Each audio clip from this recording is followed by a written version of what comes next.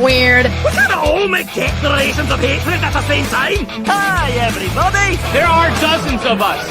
Dozens! 你好中国比较西呢，我爱更尊重中。石油上。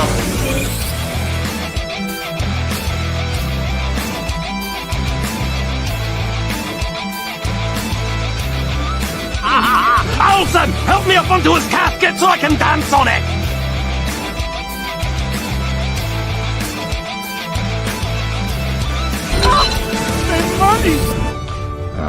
I don't care. But how did you ever find us? Oh, easy. We just read the screenplay you left us.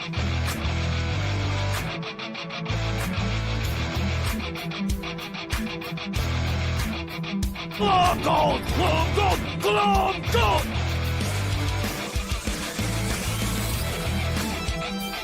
You get nothing! You lose! Good day, sir!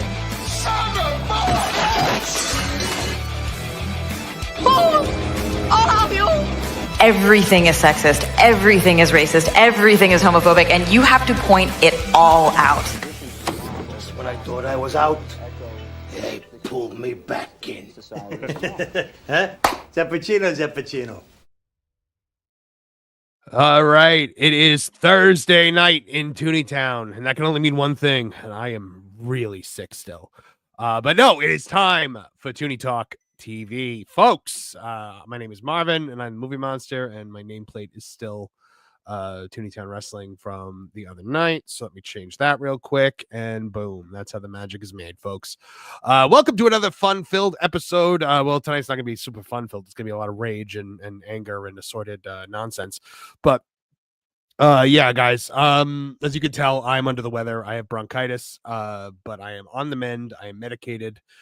So, you know, hopefully, but thankfully, I don't have to do this alone tonight. I have an all-star panel here with me.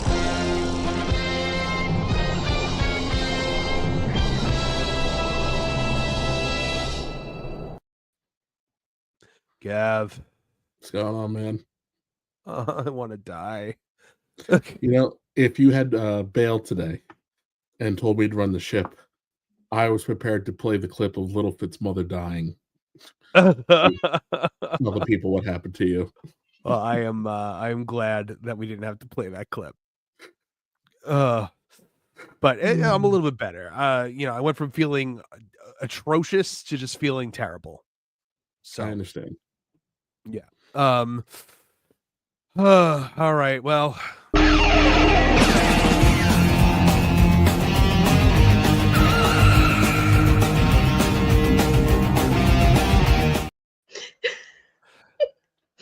What? I know it's because you don't feel well, but you're like, well, and then it was just my video. It was like great introduction. I have very little energy. I know. You know, it just I made may me have laugh. to duck out of a coughing fit hits. But yeah, no, Trish, hello. Hi. How are you? Hi, everybody. Yeah. I noticed your Funko Pop in the background. That is my protest pop. Protest. Yes, it was my protest pop. Yeah. We'll get the Winter there. Soldier, for those of you that can't see. Oh yeah. Well, we'll give you a solo layout for a second to. Oh, see, yay! This is weird seeing only me. Hello, there he is. Yeah. So yeah. But yeah. All right. Well, that's great. We'll rage out together. Don't worry, because I got a lot to say.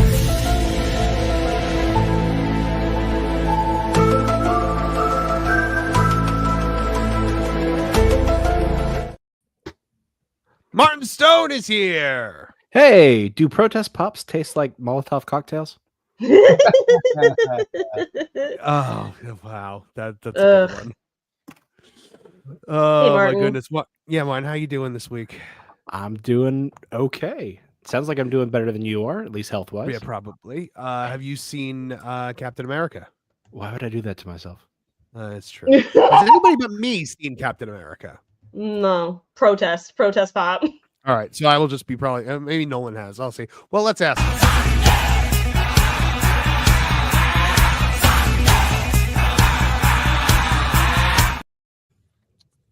Nolan Thunder, did you see Captain America?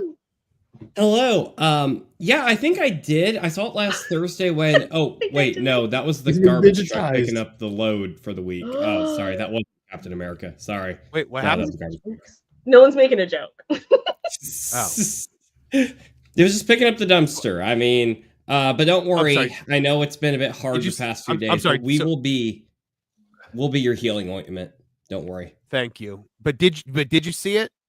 I got didn't, lost though. Okay. Has what I can't say Cobra though Kai? is no.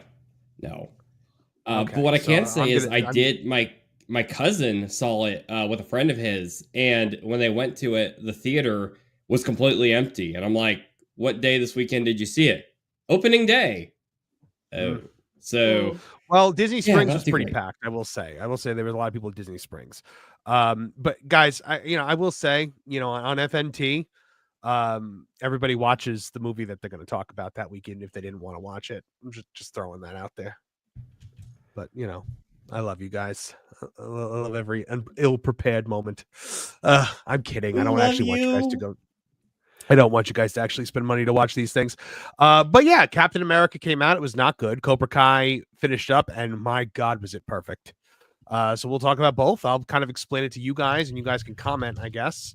Hopefully, maybe when Lauren gets here, he'll save me by having seen one of these things. For what it's worth, I know like the story, and I know a lot about it, so I'm not going completely blind. So, and I'm actually not against seeing Captain America. I just haven't had the time.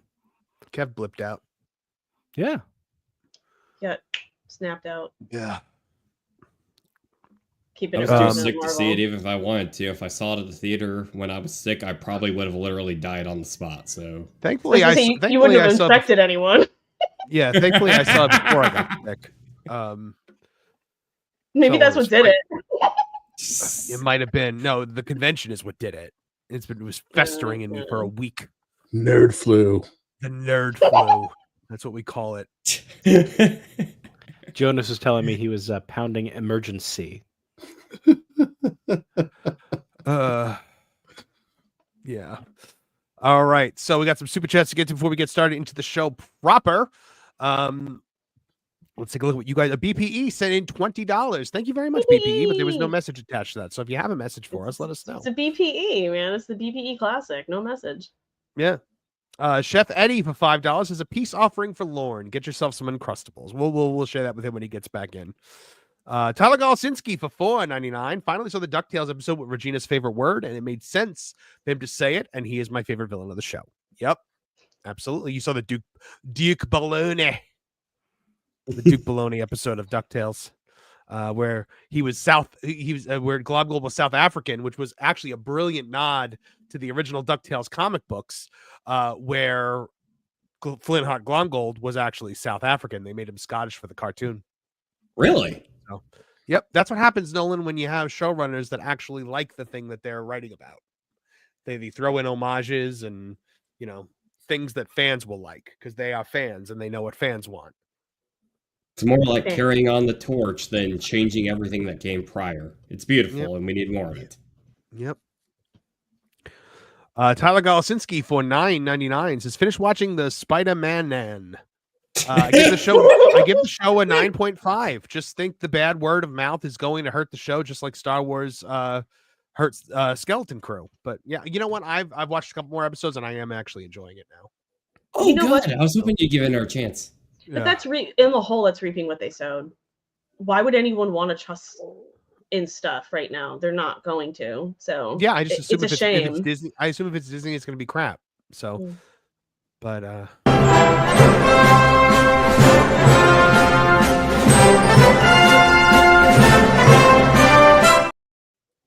there he is, Lord.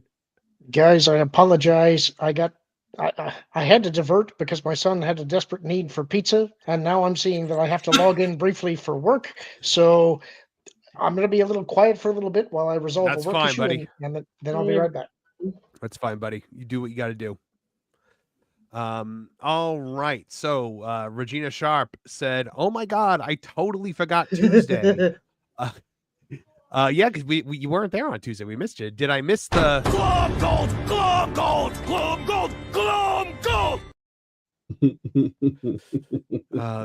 people did do it in your place, so I love that. all right. So this is meant to be in the Dobby voice. If Marv feels better, Paul Bearer. If Kevin is doing it, Kev, you want give us some Paul Bearer?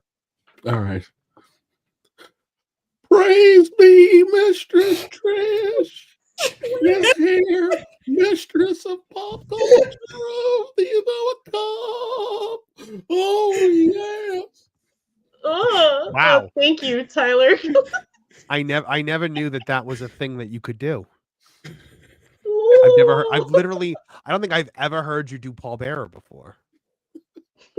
I prefer angry Southern fat guy Paul Bearer, like during the Undertaker Kane feud. Yeah, when he just went full Percy Pringle.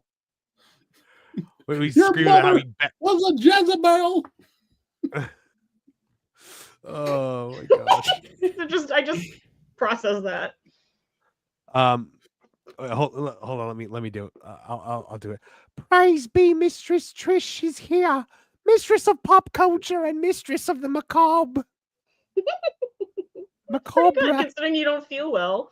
Dobby said it wrong. Dobby must punish himself. Oh God, let's not do this again. Dobby's learning about himself. I was like, ugh. Dobby must go across the street, not down the block. I went back because I was like, that was a dark joke. And I went back and I looked and I see Kevin come back, just like, what are you doing? I just bust out laughing. Chef Eddie for $2. Well, you heard it here, folks. It's Glom Gold! Glom Gold! Glom Gold! Glom Gold! We have to start putting a $5 minimum on the Glom Gold shit. I'm sorry, there's a comment in the chat that just made me laugh, and I have to read it. I feel like Martin will probably laugh at it for sure.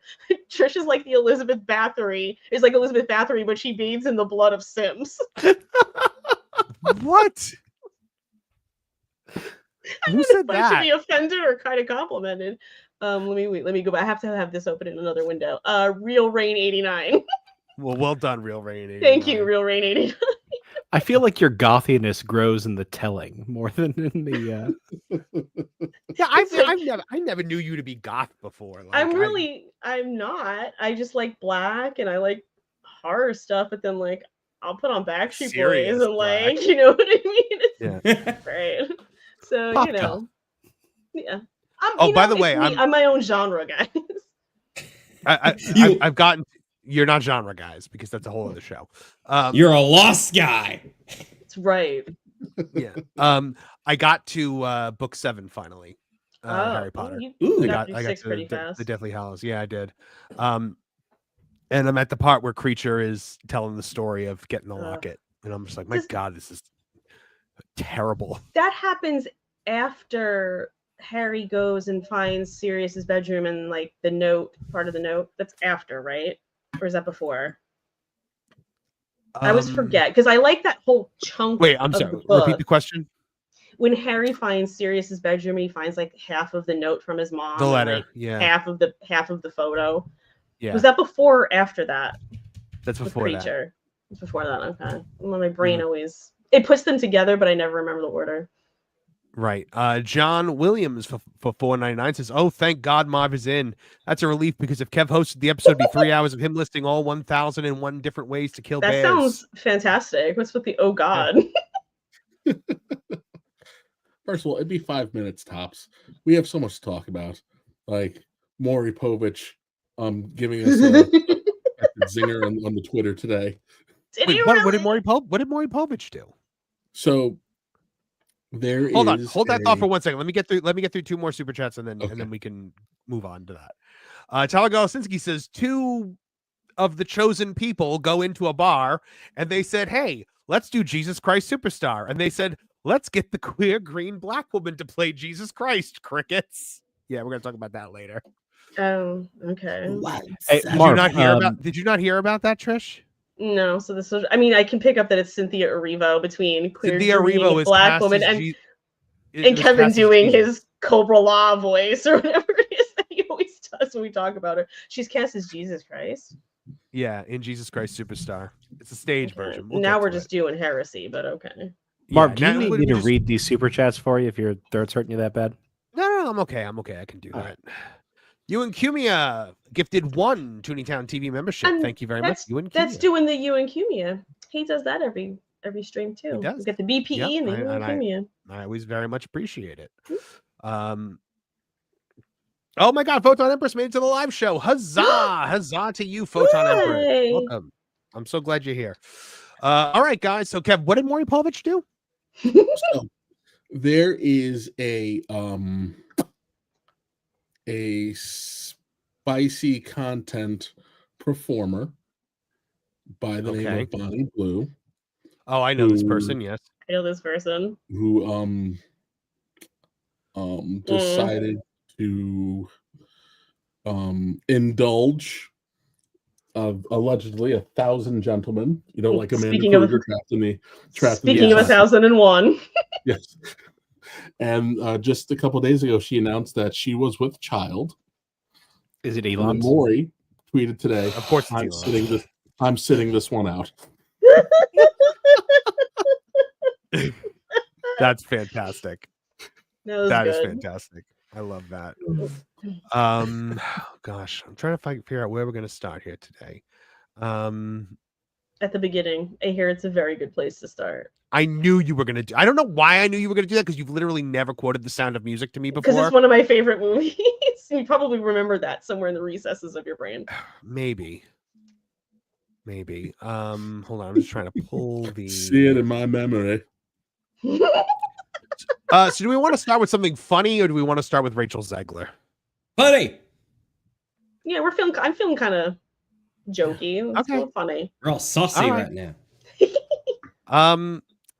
You know what? I don't think there's really a way to lead into this one. So I think I'm just gonna let the headline tell the story. Star Wars actor Mark Hamill loses his pants at BAFTA Awards show while presenting in latest humiliation. I heard about this, but I don't know the details. Do you have? I'm kind of glad. You're about to see it. Oh God, so funny. Mark Hamill may have survived 2 duels with Darth Vader, but he finally made his match at the BAFTAs by his own pants. In a moment more awkward than kissing your twin sister, Hamill's trousers abandoned ship mid-speech, dropping faster than Boba Fett into the mouth of the Sarlacc. As he scrambled to pull them up, the actor's shaky hands and panicked expression seemed to imply that he had a bad feeling about this. Don't believe me? Check it out in the video below, and then watch it over and over again. Here we go. So what makes us love cinema so much that we're all gathered here to celebrate tonight? For me, it's that films create worlds so vivid and stories so powerful that we lose ourselves in them completely. They create immersive cinematic language. You see it? It's that films create worlds so vivid and stories so powerful that we lose ourselves in them completely. Yeah, and you lose your pants at the same time. Well, yes, you gotta let the whole see how ridiculous this just gets. See, scrambling to fix it. Here's the rule: Jedi Knights have blue lightsabers. Jedi Masters have green lightsabers. Jedi Grandmasters have pink lightsabers. Warn Michael Connor. You're not supposed to remember the third name. Oh, I remember. All right, so let's see that again. For me, it's that films create worlds so vivid and stories so powerful that we lose ourselves in them completely.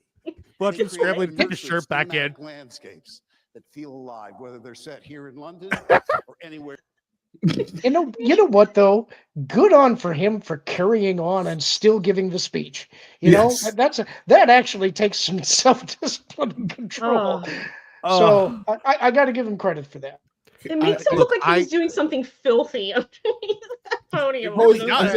I want someone to splice this with the scene from Police Academy when Commandant Lassard is standing at the podium and Mahoney hires the lady of the night.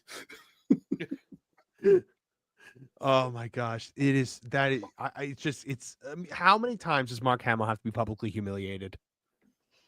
Like, I'm sorry, one more time. So what makes us love cinema so One more much time. that we're all gathered here to celebrate tonight? For me, it's that films create worlds so vivid. There it stories goes. So powerful, Apparently they were at his that we lose knees, ourselves in that like they movie. fell down. They create immersive cinematic landscapes.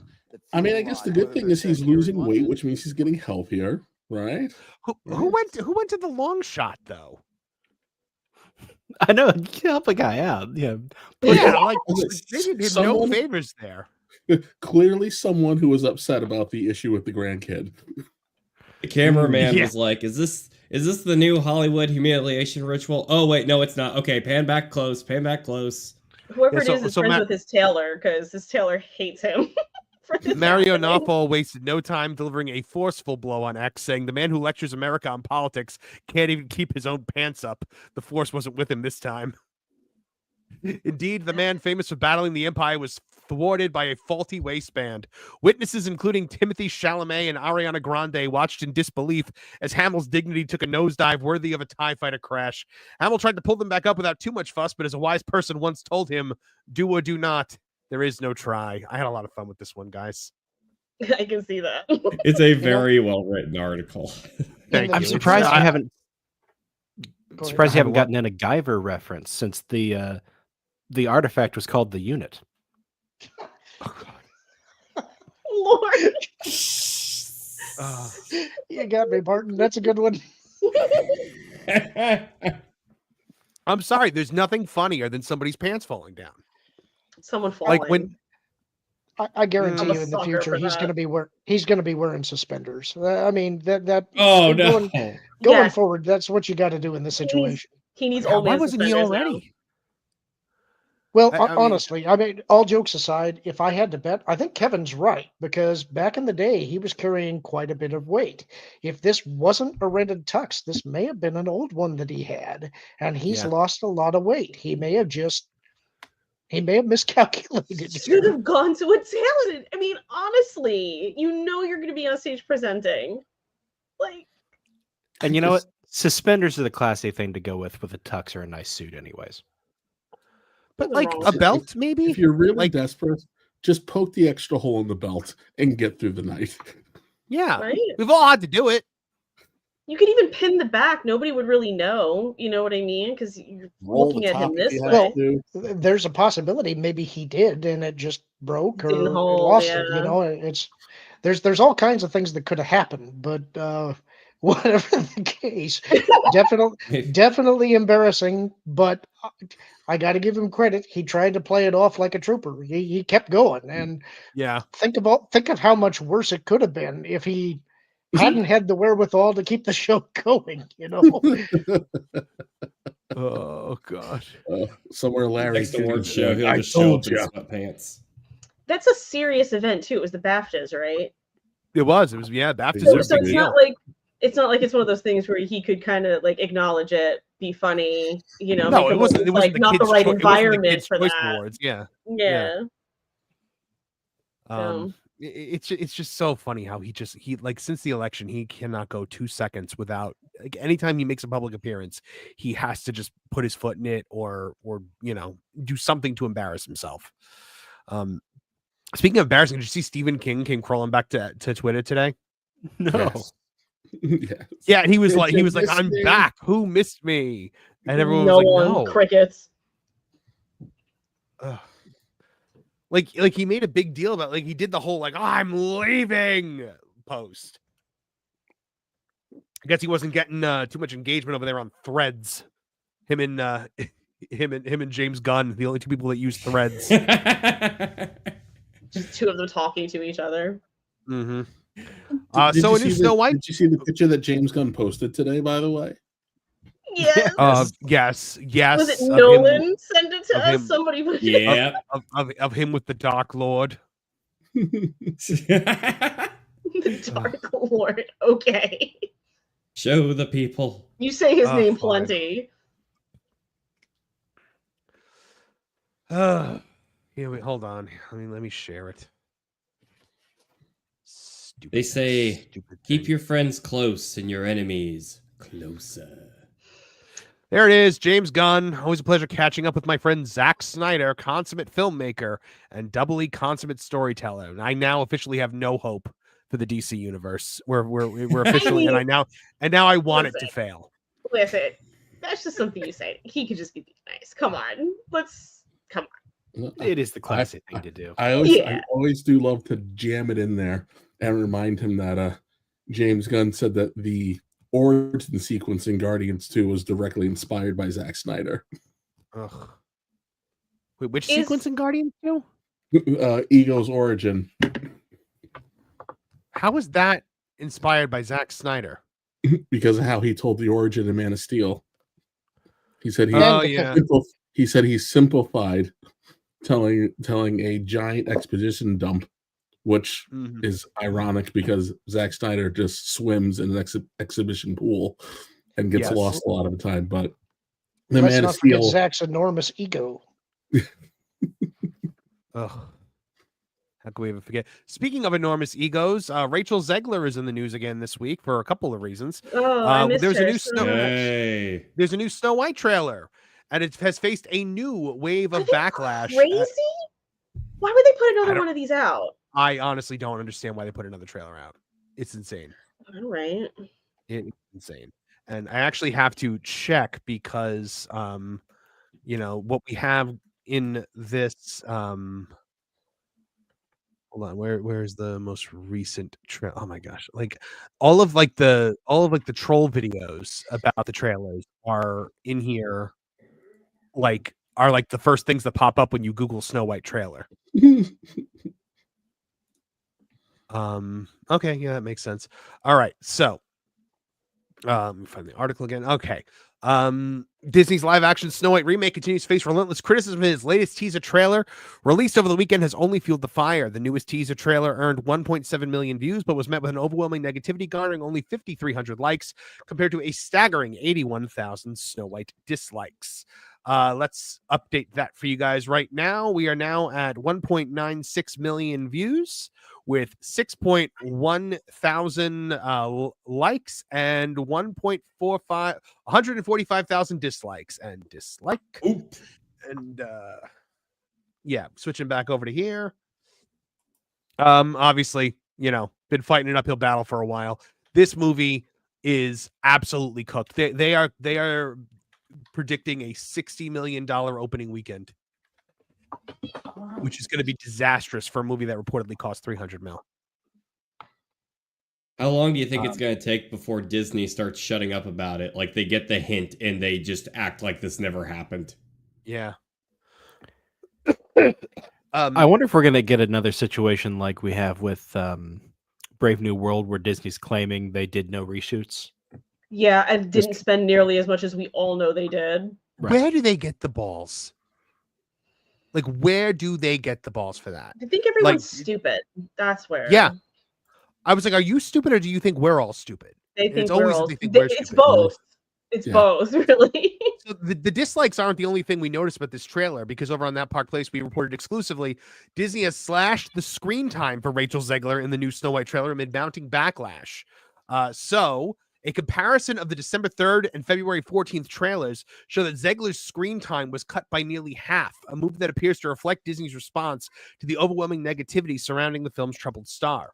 In the December trailer, which runs 2 minutes and 24 seconds, Zegler was featured for 68 seconds, making up 47.22% of the trailer's total runtime. However, in the most recent February trailer, which is only 60 seconds long, Zegler's screen time plummeted to just 17 seconds, which is 28.33% of the total runtime. This marks a 50% reduction in her on-screen presence, signaling that Disney may be attempting to downplay her role in the marketing campaign following months of controversy and backlash.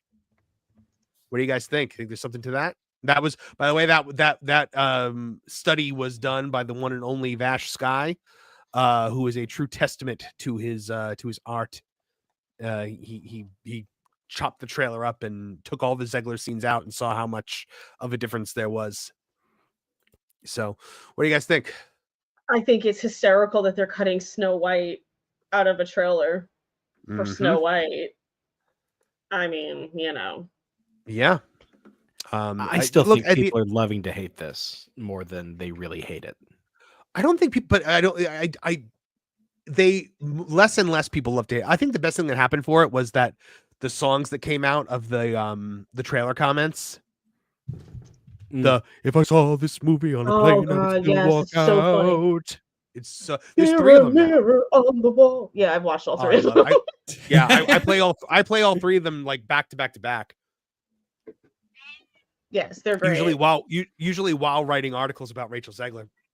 I still think my favorite one is the really honestly tasteless one about imploding like the Titan submarine. Yes. That one was. I went, whoa, with that one. You are cordially invited, and I must politely decline. Yeah. Disney cordially invites you, and I must politely decline. That's a really good one. I wish we were allowed to play it on this show, but we're not. So, but guys, it does not stop there. We still have more news about Rachel Zegler and Snow White and you're not going to believe this one. Disney appears to change Rachel Zegler's skin color in Snow White International poster to make her look white. No, but they're not racist. No, not at all. No. All right, you guys ready? Let's do it. There it is. Holy Sammy Sosa. That's a white girl. Turn down the ring light. Like, put a pumpkin spice latte in her hand and put True Crime on the TV because that is a white lady. I don't really like pumpkin spice, but otherwise. Is she watching Crime and Punishment? Maybe. Probably. Guys, like, She I'm may not end up making committing crime and punishment. I'm not alone in this, right? Like, that is a white woman. Yes. With very pronounced eyebrows. Now that she's that white. Yes, she's got Bogdan eyebrows from Martin Scorsese eyebrows. I started making a Breaking Bad reference, and I figured nobody would get it. I know I wouldn't, but I got the Martin Scorsese one, so well done. Yeah, man. Like, here's the thing. I think in the marketing lately, they're trying to tie this in to the animated movie as much as humanly possible. So they're trying to make her in the promotional materials look as much like the animated Snow White as they possibly can. Well, and I've seen it in a lot of the trailers that they're putting out now in TV spots. They keep putting in clips from the cartoon. I feel like you don't get to do that with the way that they've hacked this up. You don't get to now put that in there. Was that Lauren? trying to nostalgia bait it? I don't think it's a mistake. I don't think it's a mistake to focus on the Queen in the marketing, though, because it looks like she's going to be chewing scenery like the Queen and probably having a good time. So I think focusing on Gal is not the worst idea that they've had. No, definitely not. Definitely not. And she's more likable, and she's prettier. So it's kind of like there's no downside to it, really, except for the fact that she's not actually Snow White. It's the only problem with it. Here's the ironic thing about them changing her skin color to make her white. Because remember one of the first things Rachel Zegler said that people started to look at her like, wait, what? Was when she got the role and she like defiantly stated, well, nobody asked. Yes, I am playing Snow White, and no, I am not going to bleach my skin. No, they'll just do it for you. They did it for you. You didn't have to bleach your skin. Yeah. None of the Jets would have had any trouble with Tony dating her. Mazel tov. Oh my gosh, that's a good one.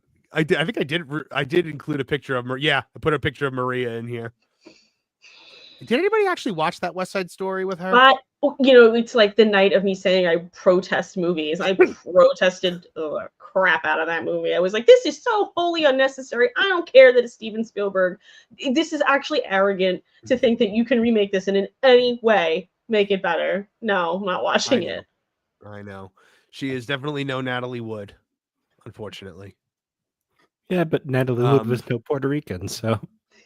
And she didn't say. True. But otherwise. Hey, you know what? Rachel Zegler's not Puerto Rican either. She's Colombian. And half Polish, I think, too, right? And she couldn't float, right? That's terrible. Oh, yeah. She wasn't Puerto Rican and she wasn't wood. Yeah. We all going dark tonight. Oh my gosh. I can't tell if I'm sweating from the meds or from nerves at the YouTube police coming after us. But yes, guys. So Snow White, absolute mayhem behind the scenes. I can't believe they put out another trailer. Honestly, I can't. I'm like, you're just asking for it. Yeah. There's no place for that. The reason they're trying to show so much of the originals, they're just trying to do everything they can to get away from her comments, basically saying how much the original was just disgraceful, problematic, your childhood sucked. They want people to think about the OG movie, and this is going to be a faithful recreation. Then if they did sucker some families, some moms and their daughters into the theater, they're probably going to be seeing all this stuff about like leader rising for socialism. Like, I don't think they're going to get the movie they think they're going to get. But like they're saying that about the story by all of the changes that they're making with like that scene that looks like it's out of Les Mis where she's just standing there in front of all of these people, and it's like that's why I'm like, you don't that's an earworm. That's why they don't get to, like, I noticed you had pulled up the trailer and you put the dislike and it looked like a very vintagey, Walt Disney Studios production or whatever it said. And I'm thinking to myself, you don't know. You've said everything about it is antiquated and wrong, and now you're going to try to take a hard left turn and lean into vintage and nostalgia and the actual story. And it's like again, they think we're stupid. They look at this and they go like, I don't know what you're doing. You're desperate, so you're trying to lean into it to try to maybe make people think or try to win them back over. And it's just like, I don't know, it's just so offensive. Yeah. Oh my goodness. So is anybody actually going to go see this when it comes out? Because I am actually going to go see it because we're I will. talk about it. All right, Nolan, you and I will bite the bullet. Yeah, I've been anticipating this disaster for months. I'm actually excited. I think it's going to be a good, bad movie. I get that though, Nolan. I've got 2 daughters, so there's a chance I'll go see it. But I think they put a trailer maybe on Sonic or something we saw recently, and they just had no interest in this one. I think the smartest thing that could maybe happen is that it gets all the Razzie Awards, and if Rachel actually had a sense of humor years down the road, she could embrace it, and the schlock of it, and that may be the kind of thing that could maybe get her back on track. But if she's going to continue to berate the audience, there's not going to be any path forward for her. And we should remember that Sydney Sweeney rocketed to the zeitgeist because she was making fun of a movie she was in that was awful. And it was really endearing. Yep. 100%. Well, that's not the only reason. Well, there were 2 other reasons. Yeah. They are magnificent. They're real and they're magnificent. Oh my goodness. All right, we got some more super chats before we get to the Captain America discussion. Forever Runner for $4.99. Trish, your plan to form a Legion of Doom with Dis and Awful to take over Tooney Town was exposed. Good luck facing Marvin Bald Booker T right there. What? Yeah, it came up on Tooney Town. I'm not playing dumb Forever Runner. I have no idea what you're actually talking about. That you were going to form a Legion of Doom with Dis and Awful. I don't know. I mean, it's not the worst idea, but I don't know where it's stemming from. The backstory, I would need the backstory on why this is happening. Well, because you all try to take over the show for me all the time. Listen, you can't rein all this in, all that I am. So sometimes it just takes over, I knew it when I brought you in. It was a risk. John Common for $2 says, "Hey, Jesus, is you green?" That was one of the comments that incensed her about Wicked. Regina Drop for $5. How many times can Mark Hamill be publicly humiliated? I want to know the outside limit for a friend. I mean, he's a buffoon at this point. Buffoon, I love that word. He's not like not a lovable buffoon, like the buffoon you laugh at. Kind of appropriate in a weird way.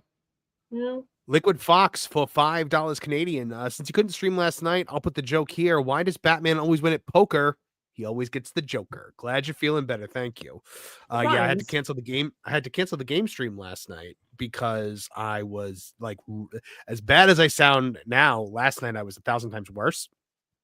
So I've been doing those nebulizer breathing treatments where you just inhale albuterol and then at the end you're all like shaky and like weak. And last night I had like a exorcism like event when I just expunged all of this nonsense out of my lungs. Yeah, it woke my wife up from like a room away. Like when I throw up, it is a full body experience. And yeah. I've been known to break blood vessels in my face and then look like a crackhead. Yeah. Wow. You really go through it. Yeah. Oh, I do. When this hits me, it hits me. That's why I'm always so desperate to have it not hit me. No, Trish. It goes through him. Yeah. Yo. John Williams would be my favorite of the night so far for $1.99. I only have Twitter because Scott Steiner. We didn't read Steiner's tweets on Tuesday. We're gonna have to do it next Tuesday, Kev. To catch up. Sorry, I'm reading about this horrifying news of Amazon getting control of James Bond.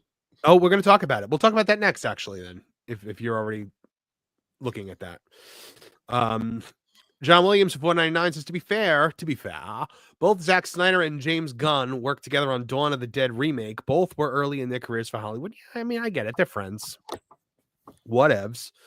JPS for $2 is Snow White's stepmom has it going on.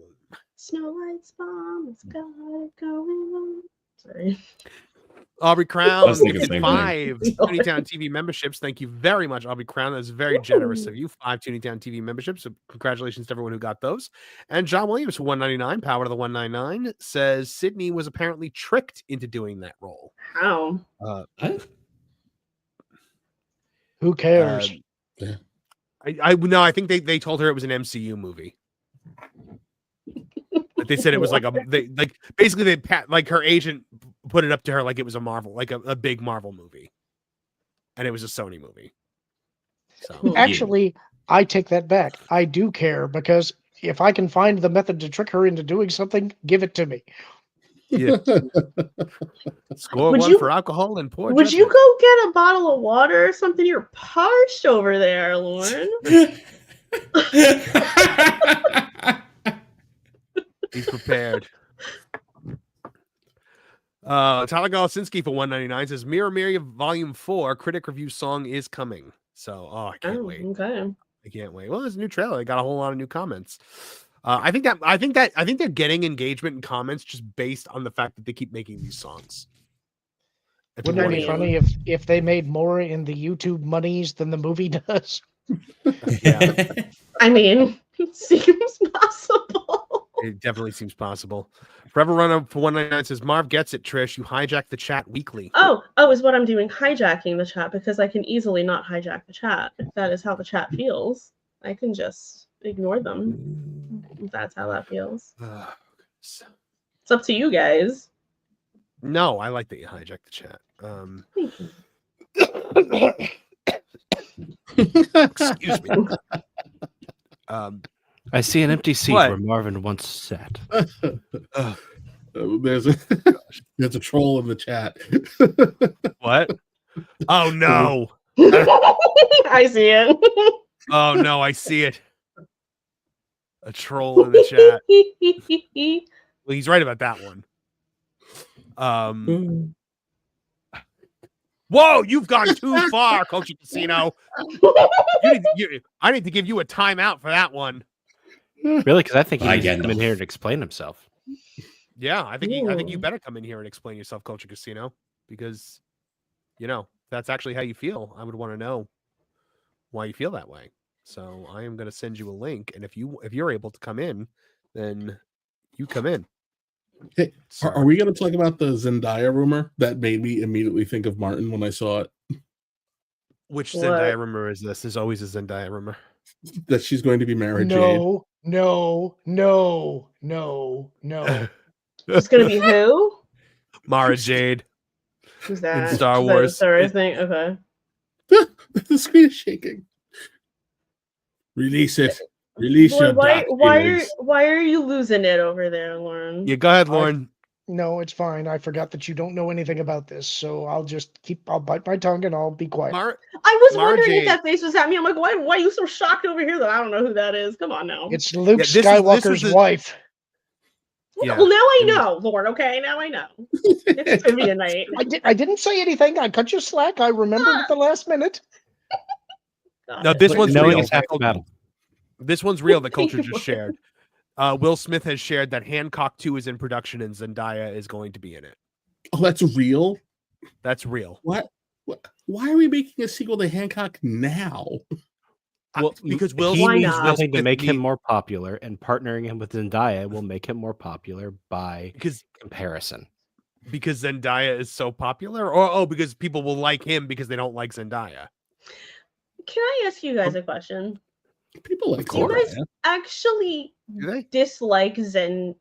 I think it's Zendaya, technically, is how you say it. But do you guys dislike her in her work, or is this just like a meme that is like, oh gosh, she's in everything? Like, is it an actual problem for you? Okay, it's clearly just be a sick of problem for Lauren with the Star Wars thing, but No, the Star in Wars thing general. is horrific. Yeah, in general.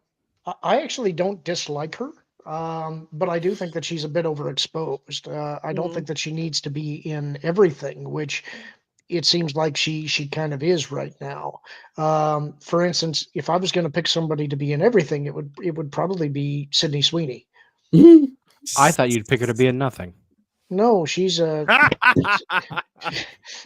she's a real thespian. Is she, Look at Lauren? Lauren knows that because he's Googled Sydney Sweeney thespian many times, but then Google's like, or Google at Did least you thought he was mean? trying to say thespian. Nolan just got it. Delayed reaction. Really? The innocence. Culture says she's a terrible actress. She's really not very good. I have not seen Zendaya in anything where I've enjoyed her work. So, like, for instance, she plays Mary Jane in Spider-Man. Maybe whatever character she's playing it well, but she's not playing Mary Jane. No. It wasn't Mary Jane. It was Michelle Jones. Yeah. And then the Dune. She's certainly not playing Chani in at least not book Chani in Dune. She just plays Zendaya. As a woman, She's I will always- say her red carpet fashion game is tight. She's excellent with her fashion choices on the red carpet. So she's got Are that you going for including her. the Vouch and slay. see-through C3PO suit? You know what? Yeah, I think I am actually, because context and all of that. But I feel like I know what you're talking about. Yeah, she takes risks. None of you guys care, but for me, I enjoyed her Casey Undercover, especially with the different role throwback episode. I will vouch and say that Zendaya is a beautiful, beautiful woman, but she doesn't look a thing like Mara Jade. Like, Mara Jade's a hot comic she's book not redhead. Mary Jane. She's Michelle. Exactly. Jones. Well, let's guys. I would like to. I have someone else I'd like to hear from for this. Let's hear from Culture Casino because he doesn't have that intro video yet. I have a couple of minutes. I just wanted to pop in here and say I've never seen Zendaya in anything she was ever good in. She is okay in I'm hot and I'm into drugs, Euphoria, and other things that she does there. They're going to have to move into being adults now in this season 3, so that should be hysterically funny. She was never good on a Disney Channel show. She really can't do much outside of look disgusted and be angry. I call that resting Zendaya face. And that's what she has all the time. She looks like a plank of wood with a sour disposition that I have to sit through in good quality films that would be better for her absence. And that includes Spider-Man and fake Mary Jane, whatever her name happens to be. Yeah. I mean, look, if you wanted to race swap or, go with somebody else that is not Zendaya Coleman, I would have been thrilled. You know, there were lots of other beautiful opportunities out there to maybe engage in that kind of pattern, you know, and try to lean into the failed comic books. Sure.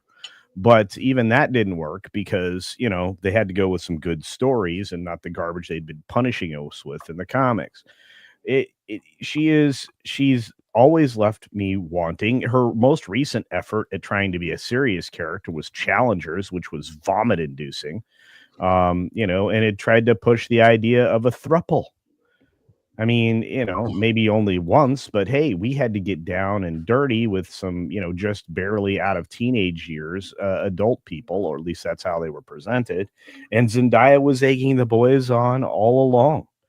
And it was nothing about pure toxicity. This Challengers film was complete trash. In fact, it made the Society of Magical Black People look good. That's how bad Challengers was. Regardless, whether or not it's because she is not representative of the characters or anything else. At times, she looks great on the magic carpet. I agree with Nolan there, but I don't cast people for their fashion choices when they're walking, you know, narcissistically down a red carpet. I want somebody who can actually act, actually sing, and deliver something at the end of the day. And her being Mara Jade would be a catastrophe for Disney. Well, I don't think there's any seriousness to that rumor. And I'm going to contrast an opinion with yours a little bit, Culture, because I do like her as MJ in Spider-Man, but partially because I want to see the contrast between her with Peter to when we actually get Mary Jane, because I think that that's going to be a totally different relationship dynamic, and it played well. It could be a lot of fun. Are you one of those people that thought this latest animated Spider-Man was good? I am. Okay. You didn't watch it. You didn't watch it. I watched the first episode and said, holy woke fest, Batman. I know, but I promise it gets you, better. It was not that for the rest of the show. It does. It's 1.5 to 2 episodes is what I've been told. It stayed as woke as it possibly could. And I'm going to tell you right now, yes, except what that tells me is, you know, they if they would have had the conviction to stick through what they wanted to do from the very beginning, maybe I would have engaged in the product. But if you can sacrifice a little bit of woke, well, you're going to have a little bit of woke everywhere. And I don't really want that. That's not the future I desire. I'm tired of woke. I get it. But can we place a gentleman's bet? Sure. I had to sit through Acolyte. If you watch the show and you don't like it at the end, I will pay you $10. You don't have to pay me any money. No, you know that, Lauren. I know that, but there has to be stakes here. I'm asking you to do something you don't want to do. But I tell you what. Here's what I bet. I bet if I don't like the first 2 episodes, and I'll be purely honest with you and give you all my criticisms and everything else, and then I watch the rest of the episodes, and I don't like it, you have to watch The Cleaner with Daisy Ridley. Ooh. Come on, man. I've already sacrificed a lot. Haven't I given enough blood? You're telling me to watch you're telling me to watch Wokerman. So, you know, I don't know. Anyway, I only popped in here for a moment to say, look, I think Zendaya is fine, just not in acting or singing or being in public. I think she's great. Being in public. The only thing I've ever seen her in that I did like her in was Spider-Man. And so I don't think she's probably an actress that I would normally pick for a role. But I did kind of like that she was something different that I didn't expect. And because she was not Mary Jane, because they explicitly did make her Michelle Jones, for me, that kind of worked. So I do want to see what now I've heard rumors, I don't know if this is true, that the next one is supposed to be Gwen Stacy. I would rather see Mary Jane. But Gwen just gonna ask about that. Gwen Stacy gets to die though, so that'll be fun. Well, she won't die. She'll become Spider-Gwen. Nah, I like it better when it's a pancake on the ground. That's amazing. No, we have never, if you think about it in a movie, we have never actually gotten like actual Mary Jane, because Kirsten Dunst was not like comic book Mary Jane at all. She wasn't the she super was confident Gwen. model. Yeah, she was Gwen. So yeah, we've never actually gotten like the redhead bombshell that she's supposed to be, and I'm still waiting for that Mary Come Jane on, to Emma show up in Stone. Peter Parker's life. Come on, Emma Stone. I mean, she was Gwen. Okay. I'm just Wasn't saying. Mary Jane. One of the other problems with Zendaya is we know Peter's got a type, and it's a redhead. She is not a redhead. I'm just saying. She's definitely Regardless, a redhead. not a fan. But I did find the fact that she was willing to show nearly everything in a robot costume for Dune that had nothing to do with the film was extraordinary. I feel that was a unique approach. Steampunk Dune. So yeah, either that or what was terrible films that people thought were like a young adult like power fantasy for women. Oh, Hunger Games. Yeah. That kind of felt like she was one of those Hunger Games characters from District 1. Mm-hmm. Since we're talking about this, oh boy, this is from before I was wise enough to actually take care of these things, but I thought I would bring it out and show. I love that comic. I love that. That's a classic. Is that one actually worth anything? Well, it would be if it was in any kind of condition, but I bought it when I was still a very young kid, and I kept it in the Trapper Keeper all these years. So there's an alternate cover too, where you have him with the Peter attire, and they have like the normal background behind it too.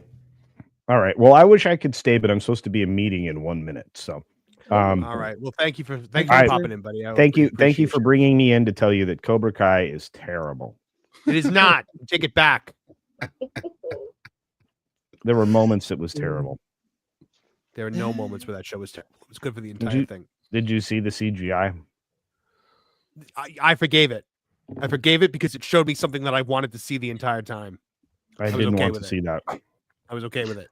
Like a knight in shining armor from a long time ago. Like a knight in really rough, edgeless scrubbiness, terribleness. I gotta go. It was a dream. You could. It was a dream. It was, Well, I tell you what, it more like a nightmare for a lot of us watching. Anyway, I gotta go. See you later. He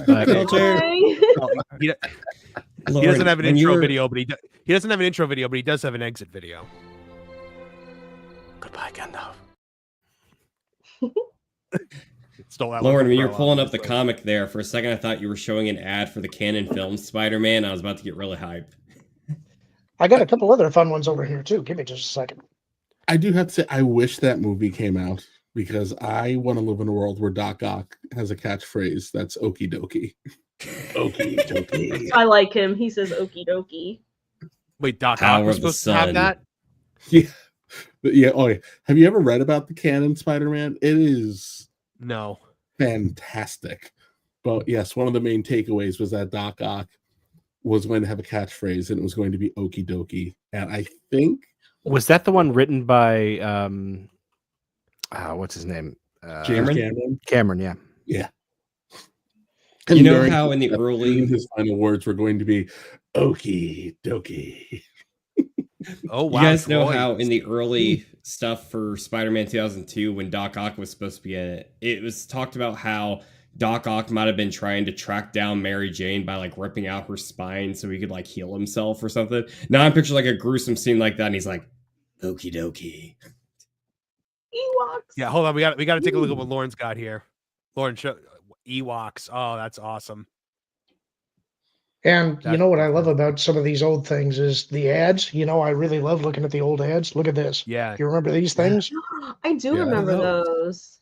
Oh, I remember those. That just brought back like a core memory. And look at the cost, 75 cents. You remember that? I probably thought it was outrageous at the time. My favorite thing about the old comics was when it was close to the new cartoon season and you had the big ad for everything. Like He-Man? Oh, He-Man. That art is incredible. Yeah, we used to have it good. We did. Now we've got Soy Boy. Now we got Soy Boy He-Man. Although I also have to point out, She-Ra is coming your way. I watched, Nobody had a problem with She-Ra. I watched She-Ra as a kid, and apparently I used to run around going, She-Ra, Princess of Power! So, Well, my issue That was with last She-Ra week. is that she actually killed the line. That's the problem. I didn't I have mean, any I wouldn't problem know with about that. She Killed the did? toy line? Oh yeah, Yeah, she she did. did. She and well again we keep watching history repeat itself, but He-Man was the most successful toy line of all time until it wasn't when She-Ra arrived. And they Yeah, decided to make the boys line and turn it into a girls line. The problem was that when girls got really into it, suddenly boys didn't want to be involved with it because icky Yeah. girls now liked it. And so it He-Man actually- gives you cooties. Oh man, look at this. Look at this. This is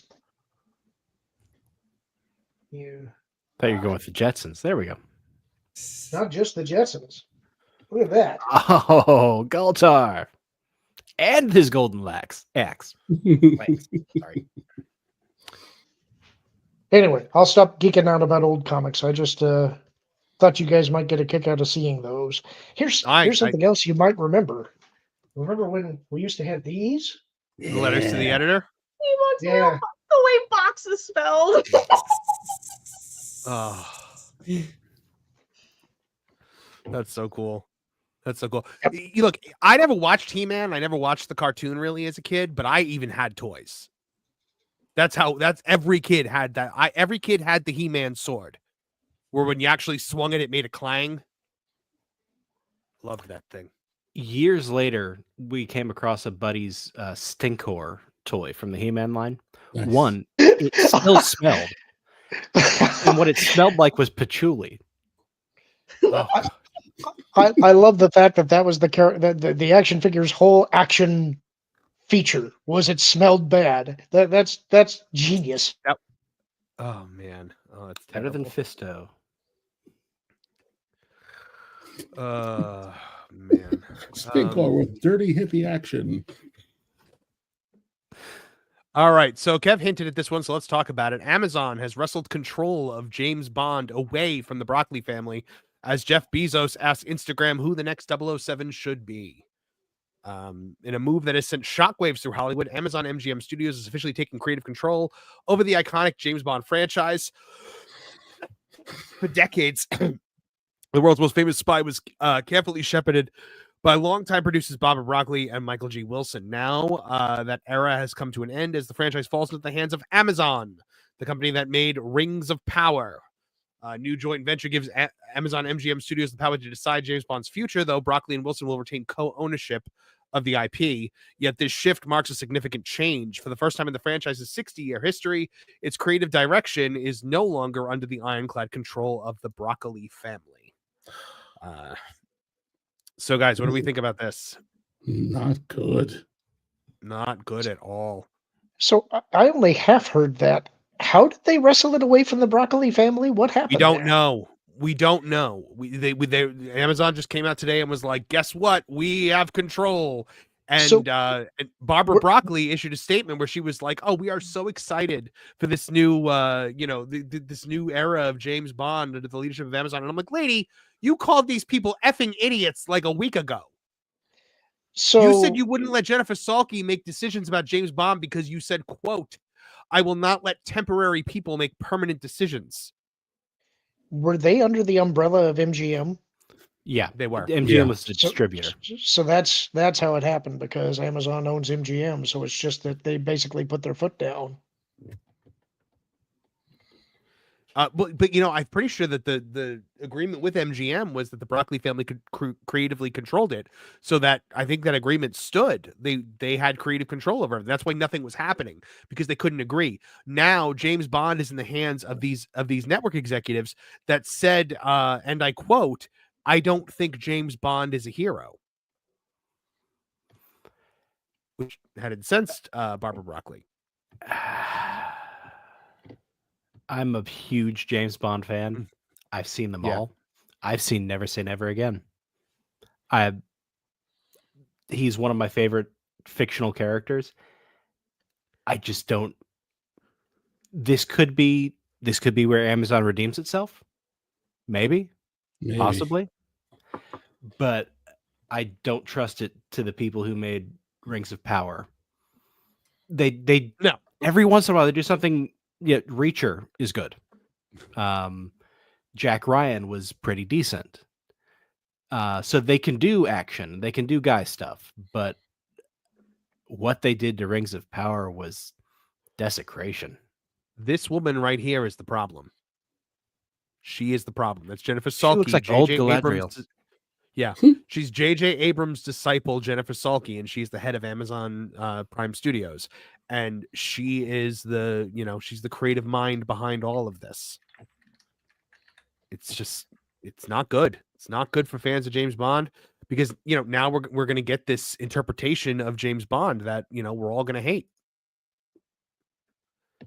Where did Trish and Lauren go? Yeah. Anybody? They just vanished. So, but yeah, I no longer have any hope for the James Bond. They're going to get to the point where it is going to be a streaming show. They're going to put it on Amazon Prime. And the fact that Jeff Bezos is asking people on social media who the next James Bond should be, that's a red flag. Because that means that Elon there. I think they're going algorithm. Amazon does everything via algorithm. I think that's more Bezos is at least smart enough to understand that people are going to have this reaction to this news. And he's trying to leverage X to get some excitement behind the decision, or else he would not have tweeted out himself. He just would not have. It would have been an Amazon tweet. And I'm sure everybody is saying Henry Cavill, Henry Cavill, Henry Cavill. Which at this point, if they really want this Warhammer project to happen, they might give it to Henry Cavill to get him to stop smashing them over the head. But we'll see. I have no faith in it. I think Reacher's only good because the creator retained some creative control over the project. I mean, he derailed a moderately successful film franchise because he was like, Tom Cruise is not Reacher. The what is it? Oh yeah, the Tom Clancy movies were okay, but they never got to making Rainbow Six, and no one has explained why. So yeah, like Martin said, they can do guy stuff, but will they do it? I know everybody wants Cavill. I get it, and he's somebody who will absolutely want to do it right. I think Cavill's too old. I think James Bond should be 33 to 38, something like that. I think he should be a guy in his 30s who absolutely hates his job. Yeah, I can see that. Well, you know what? If they don't make James Bond a woman, they're going to continue the trend that we've seen recently, where the Bond girl is going to kick more ass than James Bond. Yeah. There's no way that's going to. The entire concept of James Bond goes against everything that Jennifer Salke represents.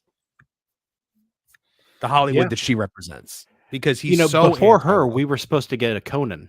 That would have been awesome. She could totally destroy that Conan movie.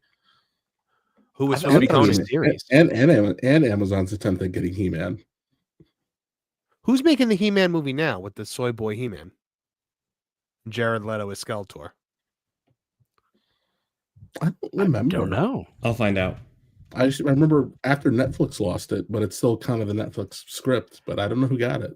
I mean, I know you're saying soy boy He-Man, but I mean the haircut's not too off, and the pink is, that's that color that Adam wore. I mean, that's a throwback to Adam's '80s costume. He looks like you know what? I realize. Hold on, I'm actually going to bring this Paramount. up. Okay, that makes sense. I'm going to bring up the guy playing He-Man because I think it needs to be seen. That you guys need to see.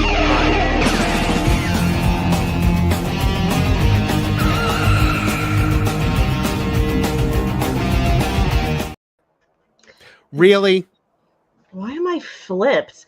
This new gimmick I have. You had to hit your music too to come in? What the hell, Trish? This new gimmick that I have of technical difficulties is incredibly irritating.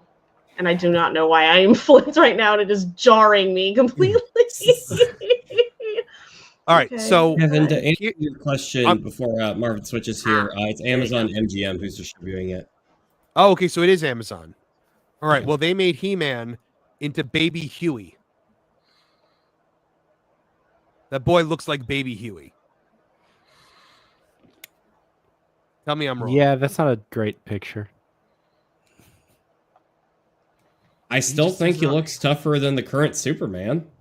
When somebody showed me a picture of him, I was like, "Wait, is that Prince Adam?" And they're like, "No, he's gonna be Prince Adam and He-Man." And I was like, "What?" I don't get it. I don't see it. I just don't understand why they just don't let He-Man and Adam be the same person and just throw a little reverb on He-Man's voice and tan him up a little bit and just play it straight like the cartoon did. Because, you know, it's a little slight change of the voice. Though I was reading that originally they were going to have Adam be scrawny in the cartoon, but just a cost-saving thing, they decided to keep the same size so the animators didn't have to make two different references. Because that was not motion capture. What was it before motion capture? Where you trace over. Thank you, rotoscoping. They rotoscope the action sequences for that show. Yeah. Is Kevin Smith involved with it at all? I hope not. No, that was just for Revelation. That was just for the cartoon. Yeah. My understanding was there was a really complicated rights issue with that, and was it Mattel Toys was about to lose their rights, so they rushed something into production. Yeah. I was watching something over the weekend where the 2000s He-Man, someone pointed out that if you rewatch it, you should watch it as a prequel to the classic He-Man, because they make references to things that don't happen in the show, they allude to things that don't actually pay off during the show, but pay off if you watch the 80s version, like the Diamond of Disappearance. Oh. Hey, in the chat, LK says they cast Sorceress correctly. Who'd they cast? Oh, I saw this. I saw they cast. I don't remember now. I saw a picture of her and I was like, well, that looks. Hold on. He-Man, Sorceress. Marina Baccarin. Oh, Marina Baccarin. Yeah. Okay. Or whatever Nolan said. He gave her. She was on Gotham. She was in Firefly. Yeah, I was going to say, I agree. She's She's absolutely the right person to play that role. I think that sounds good to me. Yeah. Or she wasn't. That's not the girl. That's not the lady from Penguin, is it? No, she was in Gotham. In Gotham. Okay. Yeah. Who'd you play in Gotham? I think she played Leslie. I'm forgetting now. Okay. I just know that she married Ben McKenzie after they met on the set of that show. That's what I remember about her in it. Oh, all right. I'll take your word for it. Just that's all I know. I mean, Jared Leto as Skeletor already killed this movie for me. That's insane. You're insane. You like Jared Leto? Jared Leto is a phenomenal actor. I don't hate Jared Leto either. I mean, I know he's a little weird, but he's a phenomenal actor. He was terrible. He was terrible in Suicide Squad. He was terrible in Zack Snyder's Justice League. I haven't seen him in anything I've enjoyed him. He was terrible in that You are Gucci out of movie. your effing mind. You are so tainted with your irrational Snyder hatred. I call bullshit on that one. Sorry, forgot where. There was nothing. We're not going to get into the joke. He's Jordan Catalano. I will not stand for Jordan Catalano slander. Yeah, Jared Leto has a fantastic body of work. No, you don't get to pull that crap. I want to hear what he does for his weirdo method acting stuff when he's Skeletor. That's what I want to know. He'll throw acid on himself and take over a mountain and learn witchcraft. Looked up the cast. I looked up the cast. Alison Brie is playing Evelyn. James Purfoy is King Randor. So did anybody watch the Solomon Kane movie that he was in? Yes. It was good. If it hadn't been for a bad distribution deal, that should have been bigger. You got Idris Elba as Man at Arms. That's going to be good. I think that's phenomenal casting. Yeah. Some people don't were always mad about hate the race swapping. Some people were mad about the race swap, but sometimes if it's a good enough actor, you're just like, nah, let it ride. Well, again, there was a time wait where... a minute. Does that mean that Tila is going to be his stepdaughter then? Well, wasn't she always his adopted daughter? Yeah, she's his adopted daughter. I said the same thing, and then when Martin pointed out that no, she was adopted, and then oddly enough, the episode came on YouTube the next morning. I totally forgot that she was adopted. Yeah, isn't she the sorceress daughter? She's the sorcerer's daughter and Madaron's best friend. Huh. And I can't remember the character's name, but yeah, I think it was Beastman or Merman and another character that they don't tell you until later are responsible for the father's death. That's interesting. But anyway, James Bond is screwed. Oh yeah. All right, let's do a few super chats and then we'll talk about Captain America. Let's see, where were we?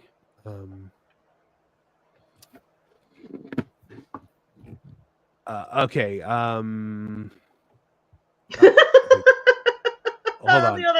The other comment. We read this one, right? You hijacked the chat weekly. Mm-hmm. Yeah. Read that one. Okay. Tyler Galsinski for $4.99 says, "Why must we sacrifice another redhead to this woman, to Zendaya?" I'm suddenly seeing in my mind like a Moloch statue, but Zendaya, redheads are being brought to it. Rabid Wolverines LC Killer 17 member for 3 months says the reason Mark Hamill's pants fell down was because he saw Sydney Sweeney's balloons. Balloons. Hey! If they get Sydney playing Mara Jade, Hamill's pants will be coming down deliberately this time. Just saying. That's true. Oh my. John Williams for $4.99 says, "Oh, Marvel teased they're going to bring back Gwen Stacy for the 5th time. Yeah, they're bringing it back for Gwenpool, I think, into like the main Marvel universe.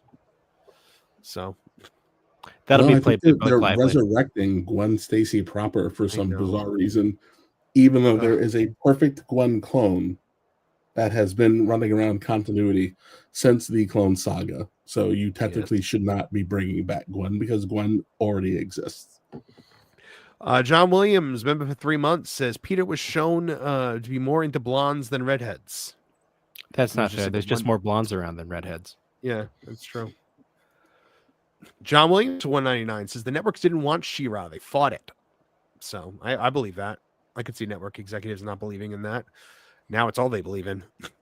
Liquid Fox for $2 Canadian. Man, if you love Glomgold, you'll love Skeletor. I already love Skeletor. I've seen enough Skeletor to know that he's awesome. Yeah, Frank Skeletor, best one. When we Chevetti for $2 says Shooty Gatwa will be James Bond. God forbid. Oh no. It's an actual risk though. What were you just gonna say, Kev? I said when I watch He-Man in the mornings with Duke on YouTube, when Skeletor comes up and does the laugh during the opening credits, Duke does the Skeletor laugh. That's so cute. Thank you for that. I needed to have a coughing fit and blow my nose. John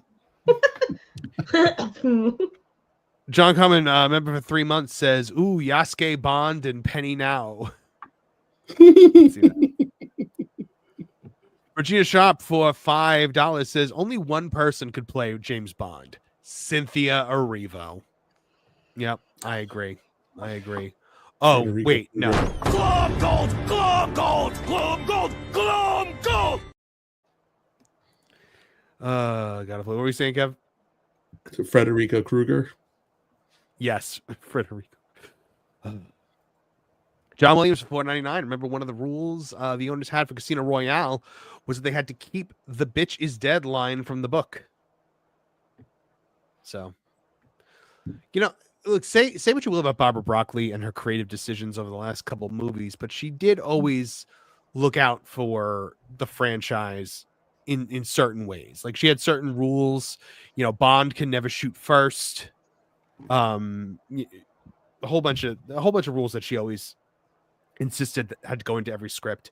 Those rules are going to fly out the window now. It's going to, yeah, well, yeah. She was holding on to her father's legacy, and now she gave it to Amazon. I thought she didn't like the people who were. Obviously, this is why I was dropped out, so I didn't hear it. Yeah, she doesn't. My guess, Trish, is that they backed up an absurd amount of money to her house in a giant dump truck. I think it's I think it's what Lauren said. Well, you have control, but we released the movies, so we're going to make the property worthless. And then they realized the threat wasn't going to work, and she was going to sit on it. So then Bezos just backed up the money truck and said, "Please, just give us some." How much is your father's legacy worth to you, lady? If I remember correctly from an article we were covering on T3PO, I think I heard she got like $1 billion. Like, it was insane. For them to ruin it. I wonder if that includes Pinewood Studios in the deal. I don't know. So they retain ownership. Her and her brother retain ownership of James Bond. They retain partial. They're part of the ownership, but they don't have creative control anymore. I wonder if there's a time clock on the creative control. Then I don't know. That's a good question too. I could imagine that might have happened. Because I wonder if there's a time clock on it, does it run parallel to MGM's ownership or MGM's rights of distribution? Because it very well may have been Amazon said, we have the rights to distribute. We won't do a single movie unless you let us do it the way we want to do it. It's possible. It's definitely possible. But then the smart move for Barbara, honestly, at that point would be to say fine and wait for the MGM distribution deal to expire. Yeah, right. Imagine the bidding war that would take place when those distribution rights would come up. I mean, and come to think of it, we've all said some of these franchises need to go fallow for a while to be reinvented properly later. That would have been a good opportunity to do exactly that and leave people hungry for more James Bond. Yeah. Well, that's the rumor of what's going on with another famous British property, which we're going to talk about in a little bit. Let's see. Regina Sharp for $5 says she was and she wasn't. She wasn't. The Flip Comics had different info from the cartoon. Talk about He-Man stuff. Yeah, this is Tila being Man-at-Arm's daughter or not daughter. Yeah. Liquid Fox then for $2 Canadian says Kevin is winning as a parent. I agree. I introduced him to Night Rider last week. He's into How do you like that? He likes Kit and the music. He loves 80s music. To be fair, I mean, good taste. I also realized that David Hasselhoff cannot dance to save a human being's life, but he loves to dance. He loves to. He's got a song in his heart at all times, and he's just got to get down with it. By the way, I do like Jared Leto very much as a singer. I really like 30 Seconds to Mars. Just wanted to throw that one out there. It's music that I do like. It's on my writing playlist, so I don't dislike all Jared Leto things. Let's see. Okay, so Captain America: Brave New World. I know none of y'all saw it. It is a mess. It is a mess. It's a convoluted horror show. It brings together Falcon and Winter Soldier, The Incredible Hulk, and The Eternals. 3 properties from Marvel that are not exactly the top tier of people when they give their top 10. Now, I happen to love The Incredible Hulk with Edward Norton. I think Edward Norton was the superior Hulk to Soy Boy Ruffalo. I just think he's an infinitely better actor. He's more of the puny human Bruce Banner. It was absurd to do this movie without Bruce Banner. Absurd. Because this should have been his story. Samuel Stearns, and first of all, the leader was great in concept, but the leader is like,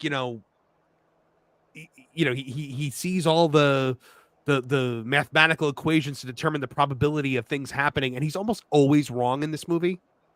Like, they made the leader stupid, which is the one thing you can't do with the leader.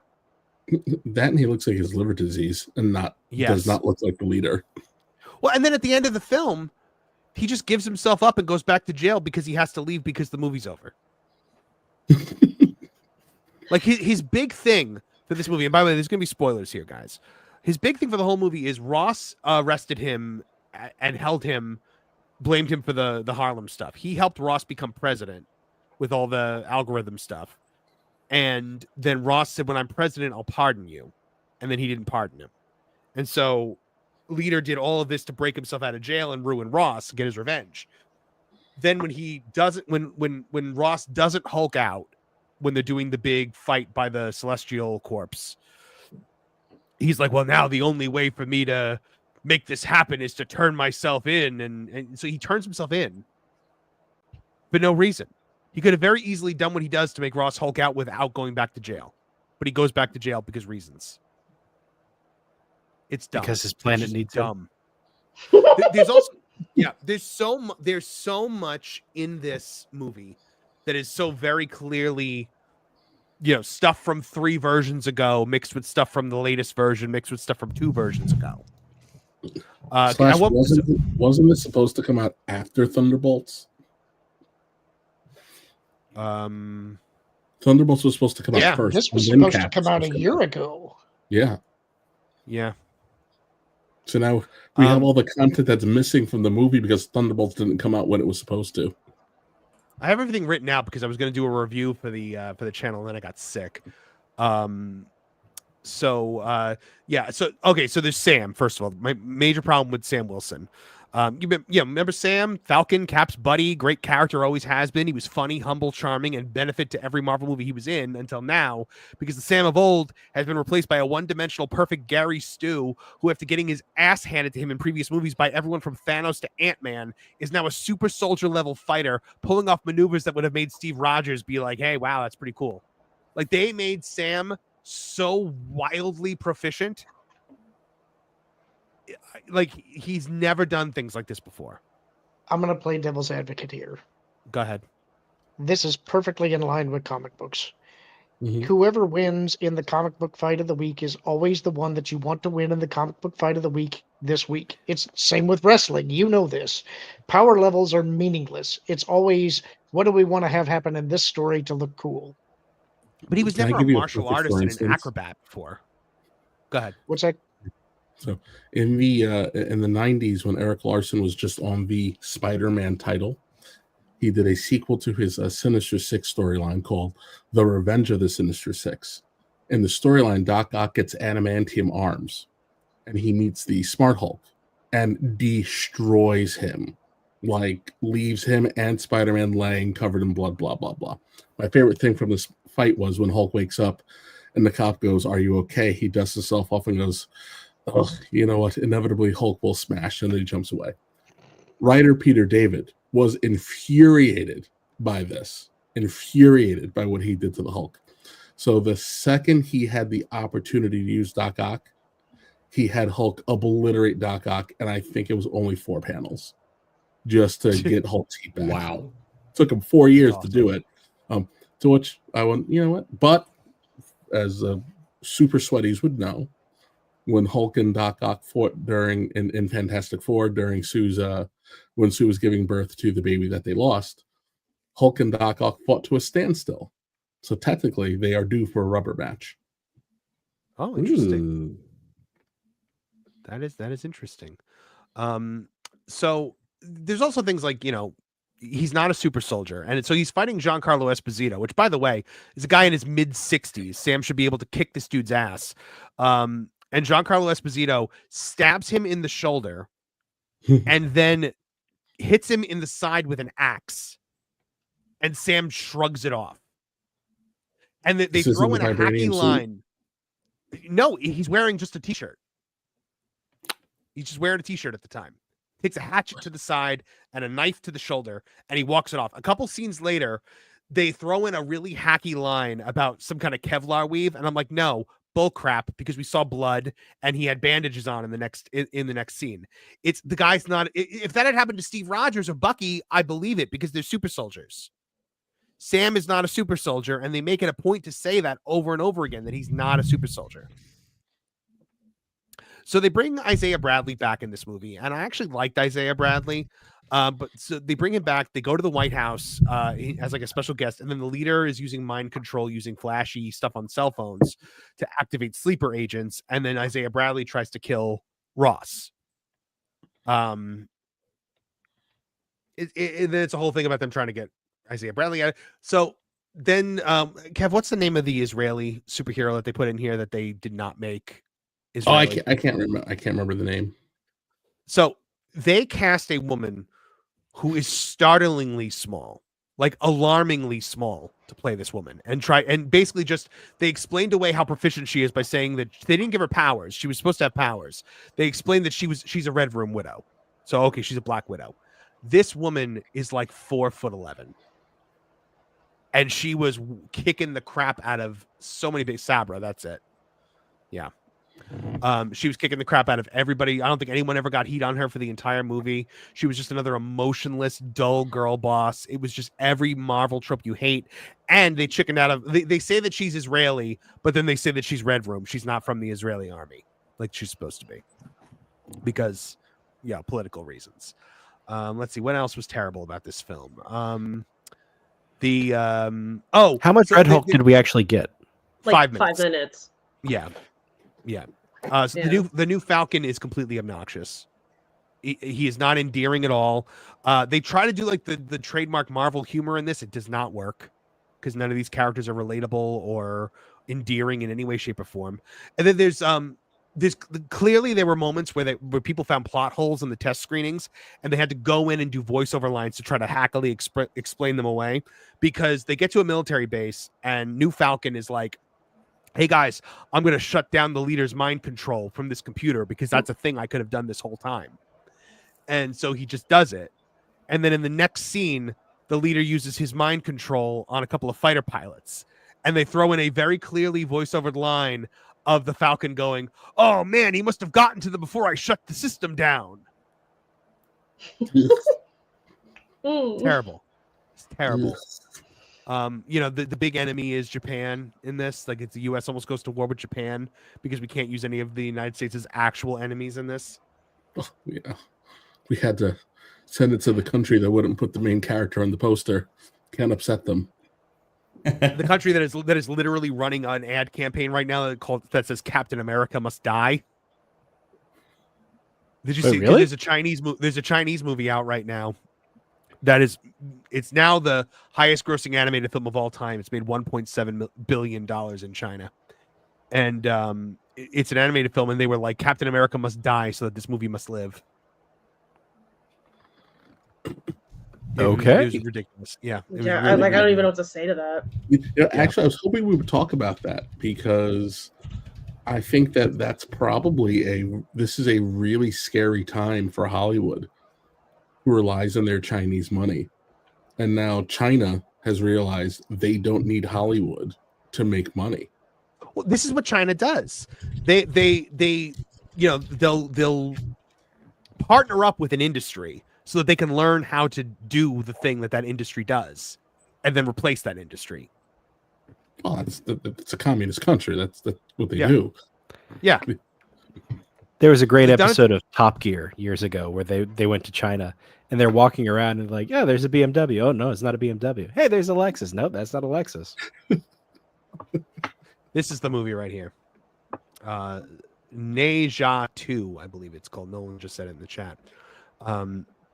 Chorus of I don't praise think is I'm being the top Neja 1 myself. Is being sung around Neja 2, the Chinese film about a mythical boy who battles demons, which has been newly crowned the world's highest grossing animated film, so it unseated Inside Out 2. The box office triumph of the film, which has raked in 12.3 billion won, which is 1.7 billion US dollars, triggered a huge swell of national pride across the country. But as patriotic Neja 2 fans set their sights on further success, they are also keeping a close eye on critics of the movie, accusing them of being clout-chasing paid haters.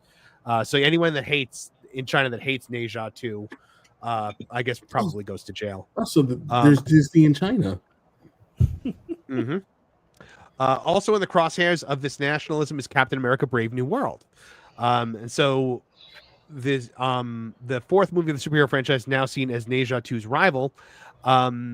A popular slogan that has been repeated on multiple posts on social media says, I don't care if Neja 2 can survive overseas, but Captain America 4 must die in China. Chinese news outlets and social media people are gloating over the lackluster performance of the American blockbuster at China's box office. Of the $92 million the film has made outside the U.S., only 10.6 came from China, which is Hollywood's largest overseas market. It's not Captain America that's dying, but America that's dying, reads the title of an essay on the online forum, analyzed the movie's lack of appeal in China. The author goes on to argue, in reality, the U.S. does not have superheroes, and the U.S. is not a peace-loving, peace-defending beacon for humanity. I'm sorry, sir, but according to the man playing Captain America does not represent America, so don't you bring us into this mess. One cinema in Sichuan, in Sichuan, is it Sichuan province or Sichuan province? Whatever. Reportedly decided to hold off screenings of Cap 4 in its theaters in order to support Ni Jia 2. Meanwhile, some are critical that Ni Jia 2, which premiered outside of China this month, did not get enough screenings in North American cinemas. They've also accused American cinemas of showing other movies rather than the Chinese film. How dare they? So, China, man, they really like this movie. Good for them. Yeah, good for them. How dare American theaters show American films, those peasants. If only this movie was good. So they had two big cameos in this. There's a Bucky cameo, which is pointless. Bucky shows up and literally just repeats everything that he said in Falcon and Winter Soldier. He's like, "Hey, Sam, I'm running for Congress. By the way, because okay, go ahead, Trish. Go on." Every single person who's like, "No, look, it shouldn't be Cap," it was because he's got this past and no one will trust him. And he's too dark and broken, but he's okay to become a congressman. So now, have you seen Congress? Actually, I think that's on brand. That seems. No, I'm making a joke, but my point is, you're saying that in this world, that's the reason. Well, now that reason is gone, because if he can be in Congress, that means nobody has a problem trusting him. That means he's not too broken to do anything. If anything, he shouldn't want to be involved in any government, anything. He should want to be the leader of the Avengers who turned around and said, "We don't want to work for the government anymore." Am I the only person that remembers that? I don't think I am. Nope. So that annoys me. I went on a whole thing to Kevin when I learned about this, and I get the distinct feeling they know it's a mistake, but they don't feel it's a mistake in here because they want to tell us that we're racist. Mm-hmm. So now it feels to me like, unless you guys, maybe I'm wrong, is there something in the comics somewhere where Bucky becomes some sort of highfalutin congressman somewhere along the line? No, in Thunderbolts. Yeah. What? In Thunderbolts, he's not. He's definitely not a congressman. So that was another thing that I shouted at Kevin. I said, "How does he go from being this potential congressman to whatever is going to happen in the Thunderbolts?" Maybe he Dudes loses. need to have a hobby. I bet you he loses the election, and then he's going to be sad, dejected loser Bucky, and then Black Widow is going to make him believe in himself again.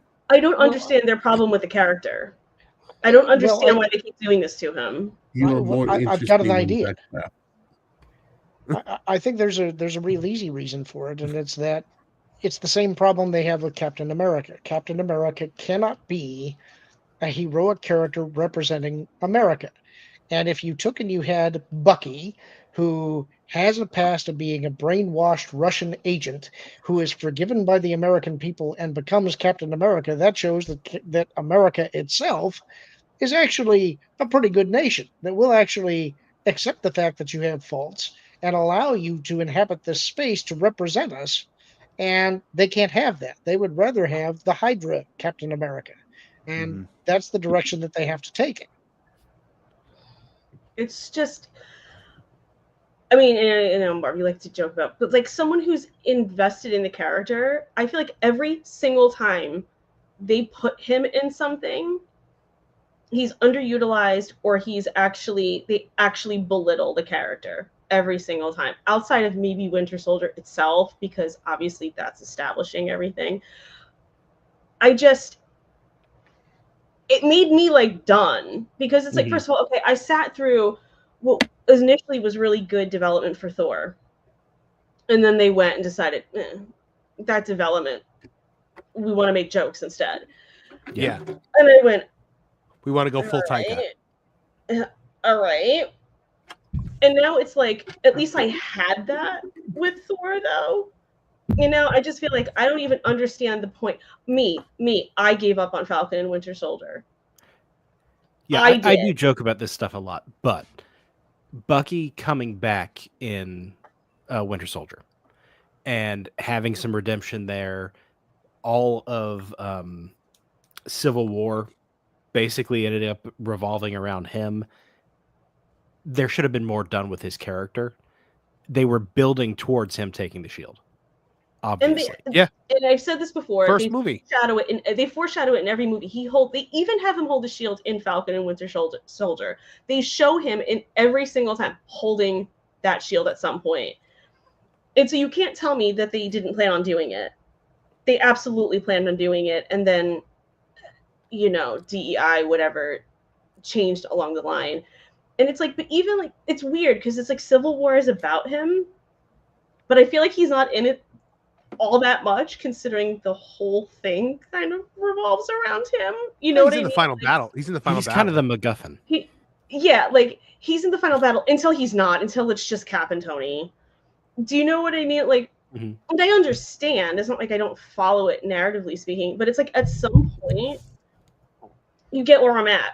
And it's like, I don't want you to use the character anymore because every single time you do, it's too little or it's not right, or sometimes it's both. And I think this was like the thing for me where it's like, before I was like apathetic, like whatever, MCU, it should have ended after Endgame anyway. Now I'm like annoyed and I'm like, I'm like done with it because it's just like, it makes no sense. It was a stupid decision to begin with, and now you're compounding the stupid decision. Like this congressman thing is like really sticking in my craw. It's really sticking in my craw about it. And it's like, that was like that proverbial straw. And I'm done. I don't trust them. I don't trust them in the Thunderbolts movie now because now this doesn't drive. I don't trust any of it. It's not, sorry, Sebastian Stan. It's not that I don't want you to get work, but it's just like, I don't want you to use him anymore. I can't take it anymore. There's no point in getting invested in him, period. Maybe we could make Lauren's Day and Trish's Night if Sebastian Stan was Luke Skywalker and we got a redheaded Sydney Sweeney as Mara Jade. He looks like a young Mark Hamill. Is really, really weird.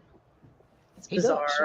And I would be in favor of having him do it, but honestly, I don't need it to be him. I thought that the guy that stood in for Luke in those 2 episodes of the Book of Boba Fett, he looks enough like him that I don't even think you need to do the CGI thing. Just bring that guy in and have him do it, because I think he could do it on his own. And then one of the other things I said to Kevin was, and this is like just a thing that dawned on me, was I'm like, I already kind of hoped, even though I couldn't care less about the Oscars, I can't help it. I'm like, well, I kind of hope Sebastian Stan wins. And I'm like, I really hope he wins now. Because on top of everything, they would have loved some sort of bragging right about, oh, our Captain America is an Oscar winner, blah, blah, blah. And now I'm like, no, now you don't get that. And so I'm done. Like, Kevin knows from the messages that he got from me in all capital letters and a lot of swear words. I'm done. I'm out. I joke about the protest pop. I'm done. That's it. No more chances from me. So that's where I stand on it. Yeah, I hear you. His cameo, I was told, a source I have that's kind of close to Marvel has told me that his cameo was added at the last minute. And I was like, why wouldn't you have used that to build toward the Thunderbolts in some way, shape, or form? Because they do nothing to hype Thunderbolts in this. Even the post-credit scene is so mind-numbingly dumb. It's Sam is in the raft and he's talking to the leader in the raft, and the leader's like, hey, I did some math. There's going to be more movies. There's going to be more bad guys, and we're going to have more movies. It actually annoys me more that this was a last-minute thing. Because it's even more wholly unnecessary, and it's just like, why? If the Disney accountants did some math, there wouldn't be any more movies. So, the other cameo was Liv Tyler coming back as Betty Ross, but they ruin it because, well, first of all, once again, Sam Wilson in the final climactic moment of he fixes the problem by yelling at an elected official, just like in Falcon and Winter Soldier, where you got to do better, Senator. He talks the Red Hulk down. and Sun's gives him an going down, big impassioned guy. speech. Yeah, basically he does Get that. real low. And I'm like, so then He after tries that, to Ross, Captain Kirk him. yeah. So at the end of that, Ross checks himself into the raft. He resigns his presidency and puts himself in the raft for everyone's protection. And Sam is talking to him at the raft, and then Betty shows up at the raft. And I'm like, why didn't you bring Betty in to talk the Red Hulk down? That would have made more sense. Sam Wilson telling him to calm down is not going to calm Thaddeus Ross down. But they ruin it because right before the Red Hulk scene, Betty calls Thaddeus Ross and like talks to him on the phone, and you hear Liv Tyler's voice. So you now already know she's in the movie. So when she shows up in the last scene of the film, there's no pop because you're like, okay, I already knew this. I heard your voice earlier. Well, they seem to do this a lot with this movie. You know, but I would bet the lion's share of the audience don't remember that she was Betty Ross back in The Incredible Hulk. In 2008. They've forgotten, and so to them it will be a surprise when you get to the end. I didn't even know she's in the crazy music video. Right? Nobody reacted when she popped up. There was no like crowd pop. There's some people tried to clap. Ross. Who cares? Yeah. And it's Betty Ross without Bruce. Mm-hmm. Some people tried to clap when Sebastian Stan showed up, but it did not catch on. Yeah, I think everybody in the theater was so miserable. At the end, when it said when the credit said Captain America will return, I turned to my wife and I said, "Is that a threat?" And apparently, I said it a lot louder than I thought I did because everyone around us laughed. The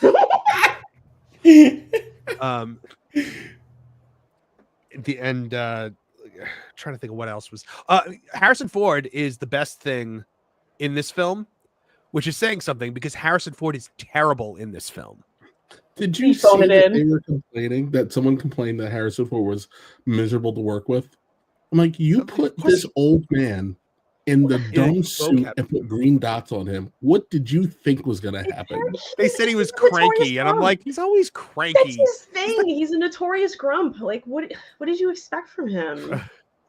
Well, not only that, but he's starting to look really frail. I saw an interview with him recently, and he didn't look good. He's just getting to the age where he shouldn't be doing this anymore. And I hate to say it because he's my cinematic hero, but there comes a point when you got to let it go. Enjoy your retirement. Well, John Wayne, Clint Eastwood, we all got to say goodbye after a while. Yeah. Granted, John Wayne kept drinking and eating everything he shouldn't eat with everything he had to overcome, but also he had all those divorces he had to pay for. True. This took a sad downturn suddenly. It really did. But yeah, Harrison Ford does not phone this movie and he texts it in. It's like old man texts it in. It's terrible. He doesn't even. Here's the thing: when you're taking over for another actor, I think you should probably try to emulate, like throw in something that emulates that actor's performance. But they were gonna. They tried to bury him anyway. When cancel culture was running amok, so they only tried to bury William Hurt. Yeah. Oh. Yeah, I remember that.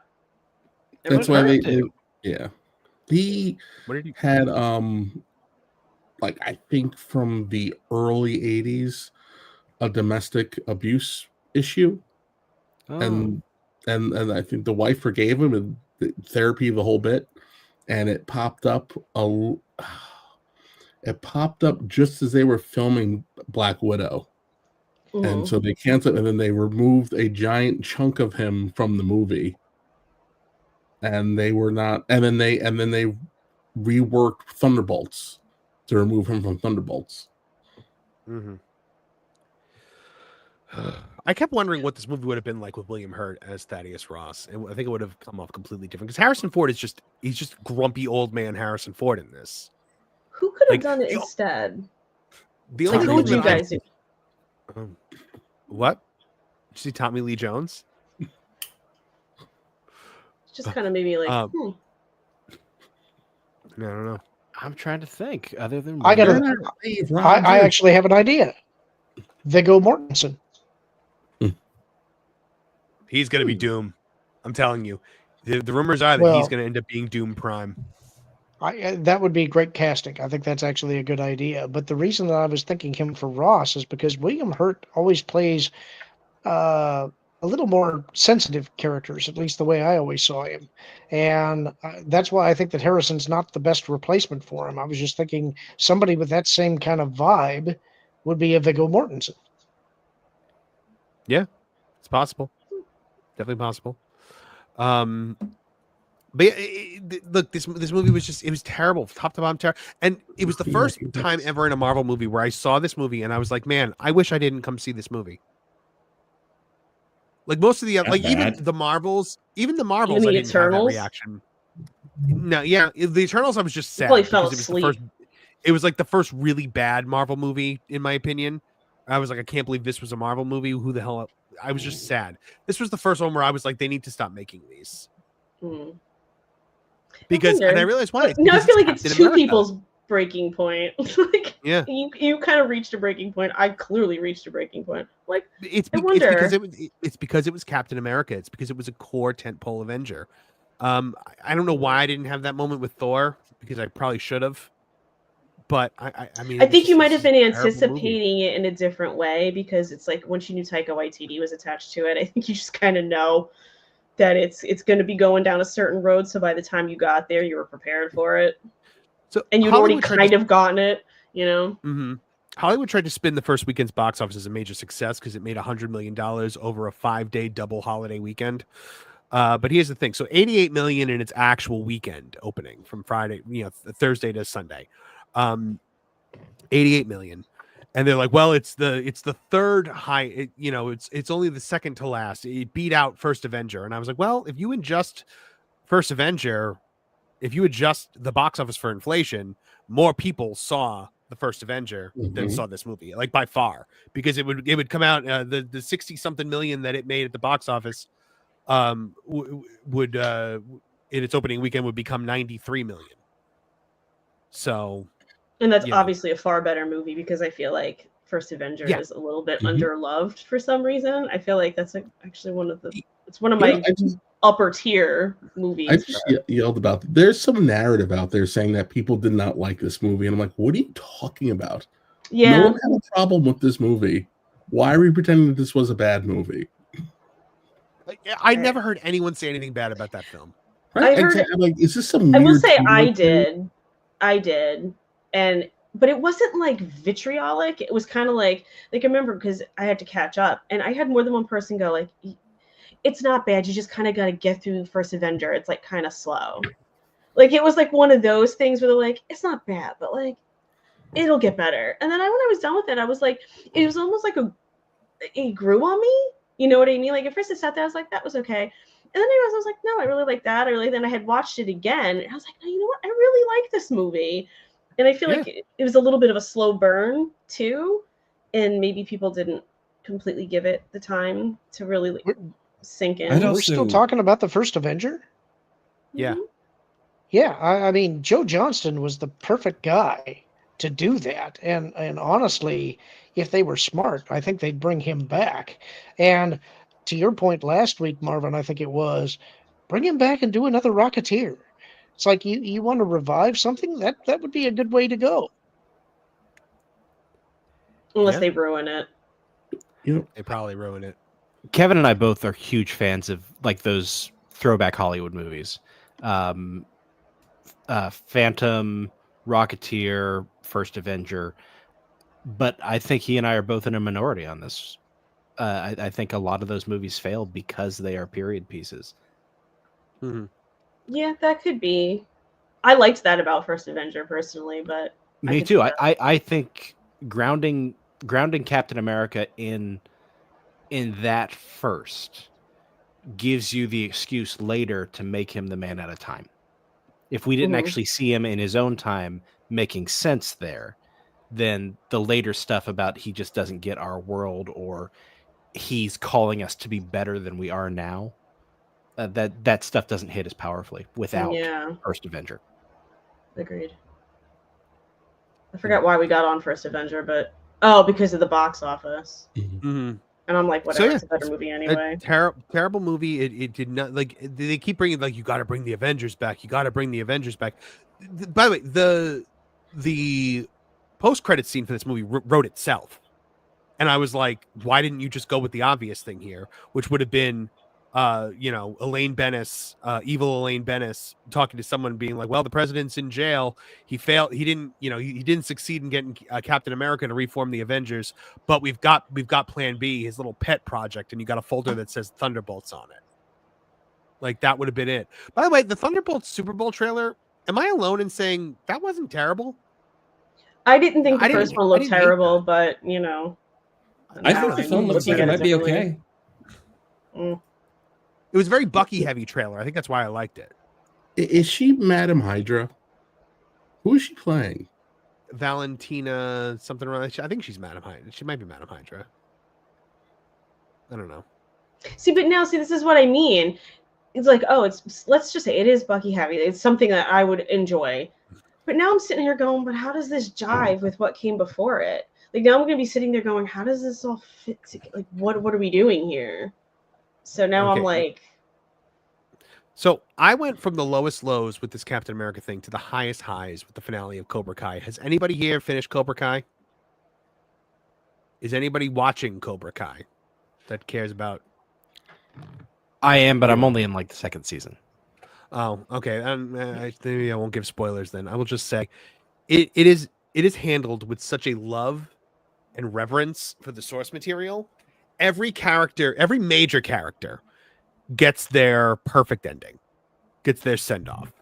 I am so happy to hear that because I haven't been able to watch it recently, and I have loved this show since it first came out. This is how you should be reviving old properties. So I'm thrilled to hear that you're happy with it. It's so much love and just it's incredible. Every character, but the side characters like Devin and Anthony and Kenny Payne, they had nothing to do in the last 6 episodes. Like, I think Devin has one line in the entire thing. And the thing that I love the most, because my whole thing was in the last couple seasons, I've been like, man, this is kind of lame because they're Miyagi-Do now. The show's not about Cobra Kai anymore. Cobra Kai are the bad guys again. They bring it around in the end. And it all comes down to Johnny. And Johnny's ending in this is the most perfect, most earned ending I've ever seen. Like, Johnny gets closure with everybody. He gets closure with Daniel. He gets closure with Kreese. He gets everyone. And his character arc comes to such a satisfying close that I had tears in my eyes at the end. Like, it was just, this show was Johnny Lawrence's redemption from the beginning. And Daniel gets to a happy place as well. The CGI that Culture was talking about. I mean, I think everybody kind of, you guys might have, don't do it. Should I not? Don't do okay, it. I won't do it. I was going to ask a question, but I kind of want to hold it back because I was going to say, does Johnny even get closure with Elizabeth Shue? But at the same time, maybe I don't want to know. I mean, Elizabeth Shue is in one of the other seasons. Oh, okay. So she does come back. I will just tell you that. I won't tell you what happens, but she's in it. The only character from Karate Kid that does not come back in this show is the next Karate Kid. I'm a little bit sad for that. Just a little bit. Who played her? Yeah, she was hopeful too that they were going to. It was Hilary a Swank. weird rights thing. Hilary Swank. Yeah, everyone thought Hilary Swank was going to be at the Seikai Taikai, and she wasn't. Yeah, she did a radio interview. I think it was a year ago, maybe 2 years ago, and she said they were trying to get it figured out. It was a weird rights thing, and she was hopeful they were going to get it. They were going to work it out because she wanted to do it, but I guess not. It was like a weird Army of Darkness Evil Dead thing where they couldn't use any of the Army of Darkness stuff in Ash versus the Evil Dead until the show got canceled. Yeah. The other thing is this show, they do a lot of flashbacks in Cobra Kai, like in multiple seasons. And whenever they cast anyone as like the young version of somebody, they always cast it perfectly. Like we get flashbacks of young Kreese in Vietnam in one season. and it's cast so perfectly that you believe this guy is John Kreese. And they do a young Miyagi at one point, and the guy is so perfect at playing Miyagi. It was just unbelievable. Yeah, everyone's arcs came to a close. Everything made sense. I could see now where they're going to pick up with Karate Kid Legends, because the Cobra Kai story definitely comes to a close, but I feel like Daniel maybe still has some stuff to handle. God, Lauren, what were you going to say? Nothing. I know you do need to head No. out. Yeah, Lauren, you want to tell the people where they can find you online? Yeah, you can find me here on Thursdays. You can find me on Pro Stream often. You can find me on the Genre Guys with Wasserman's Ghosts and Hangry Table, and lately a bunch of guest stars that have been appearing with us. You can find me at Lauren Connor on X and Lauren Connor 9030 on YouTube. All right. Thank you very much, Lauren. We love having you here. We'll see you next week. You bet. Have fun, everybody. See you soon. See you, buddy. Yeah. So if you love Karate Kid in any way, shape, or form, watch Cobra Kai. Watch it from the beginning. Watch how this show goes from low budget YouTube Red, show that felt like fan fiction in the beginning, to a big budget Netflix show that sticks the landing. That really sticks the landing. It is, if you and before you watch Cobra Kai, if you haven't watched it, watch the 3 Karate Kid movies, because it's fantastic. It's just fantastic the way it all goes down. And there's so many callbacks. I mean, like so many little characters that pop back up from the movies. All the Cobra Kais come back at one point from Karate Kid 1, and they're all like, adults and stuff like that. You get to see them kick ass one more time. It's so good. It's so good. I cannot say enough good things about this show. Can't believe I'm the only one here who's watched it. Martin, what part are you at in season 2? I'm about halfway through. Okay. See, I like the end of season 1. I like the All Valley at season 1 where he leads the Cobra Kai's to victory, but it's like a tainted victory, because like all of a sudden Johnny realizes that he trained them to be the bad guys. Mm-hmm. And then, I mean, Kreese coming in at the end of season 1 was just the icing on the cake. Yeah. But the thing I love about it is because Daniel is now an adult, you can get Daniel fighting Kreese. Like you can get these things that we never got in the originals. I also like Daniel's wife. She's funny. She's funny. She's got like, why are you doing this? You're successful. She's ridiculous. Daniel's wife is that one character in the show that is a normal human being who does not understand why ancient karate feuds are disrupting her perfect suburban life. Like, she is just constantly like flabbergasted by the fact that yet another arch nemesis from her husband's past has risen from the darkness to strike at the heart of her family. And she just constantly is just like, does anyone realize how stupid this is? And yeah, she's amazing. I love her. I love her. And yes, Nolan, I think you have to see Karate Kid in order to appreciate Cobra Kai. But you should see it anyway. They're good movies. Wait, do they end up bringing back Karate's bad boy, Mike Barnes? Yes. Okay. Yeah, he comes back more than once. Let me put it this way. There's a scene where you have Johnny Lawrence, Chosen, and Mike Barnes teaming up to fight against an opponent. You have the 3 villains from the 3 Karate Kid movies teaming up with each other. Oh, wow. It's that awesome. And bringing Terry Silver is amazing in this. Like, Terry Silver is so good. The way they bring him back, and he's just like a normal guy, and then the Kreese gets him back into all of it. It's flawless. The show is so well done. So my highest recommendation to Cobra Kai. Nobody chewed the scenery like Terry. Oh, and he still does. Oh, good. He is every bit the Terry Silver that you remember.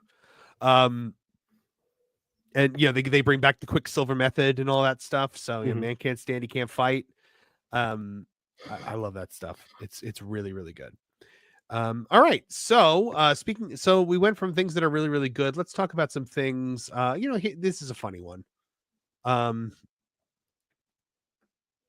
I think this was kind of a troll, but She-Hulk star Tatiana Maslany is eager to join Daredevil Born Again, but Marvel seems to have moved on. She-Hulk actress Tatiana Maslany recently expressed a desire to join the cast of Daredevil Born Again. Excuse me. Let's see where. Of course, this stupid thing. She-Hulk attorney at law actually, obviously. So basically, she was in a she was in an interview, and they were like, "Daredevil Born Again, how about it?" And she's like, "I would love to do it. Yeah, I could be born again." And all the fans were pretty much just like, "Oh, no, thank you." And she said that she could do a more serious She-Hulk. Could you do a serious She-Hulk, or does that completely like fly in the face of the character? It's not her fault. This is not her fault. I actually think that she did a decent job as Jen. She was just given crap material. This should have been a slam dunk for Marvel. This should have been Boston Legal with superpowers or Ally McBeal with superpowers, and instead we got what we got. And frankly, she should have been left in a position where you could have slid her over into the Fantastic Four to do other things, because this was just a waste of talent, a waste of a character. It's a shame. It's really it's a shame what they did, and I don't blame her for being slightly bitter, because they hurt her career. They hurt her career, and they definitely hurt her pocketbook, because She-Hulk should have been super popular, because she has always been a popular character. Yeah, there's a scene between her and Emil Blonsky when he's still in the prison that it's a really good scene.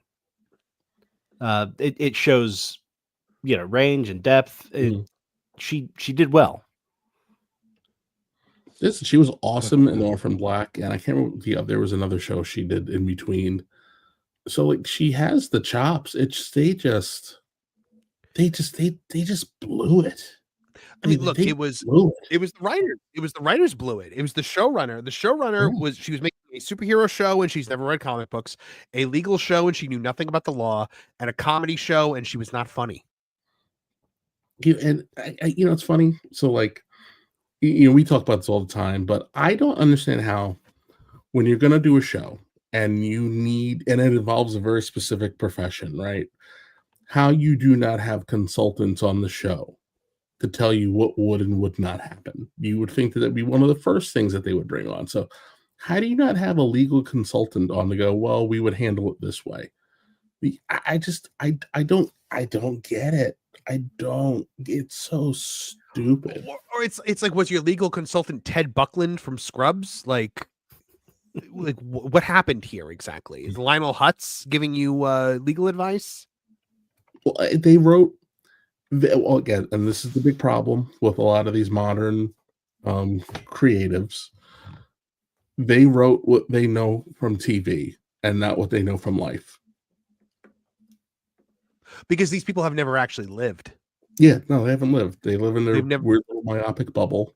Yeah. And I also think that they viewed it as a 6-hour movie, which is it bugs me about modern streaming shows. Mm-hmm.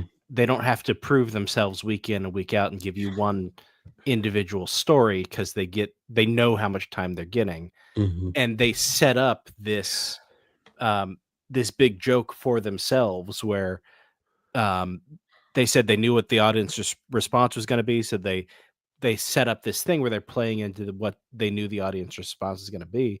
And they ended up making the villain a YouTuber, Overlord DVD. Yeah. Yeah. Which could have been hilarious if it was done with love. And like not even that you have to love him, but you have to love the characters. Mm-hmm. No, it was vindictive. It was basically a hate letter to the fans. It was the opposite of the love letter to the fans. It was holding basically the Megan Thee Stallion thing. I mean, it was just ridiculous. It was all ridiculous stuff. Like, I don't know, the people that this was for were never going to watch it. Right. And I maybe this was 14-year-old me reading She-Hulk comics, but I always got the idea that her fourth wall breaking was it's kind of like leaning on the fourth wall. I know why you're reading these, little boys. That kind of thing.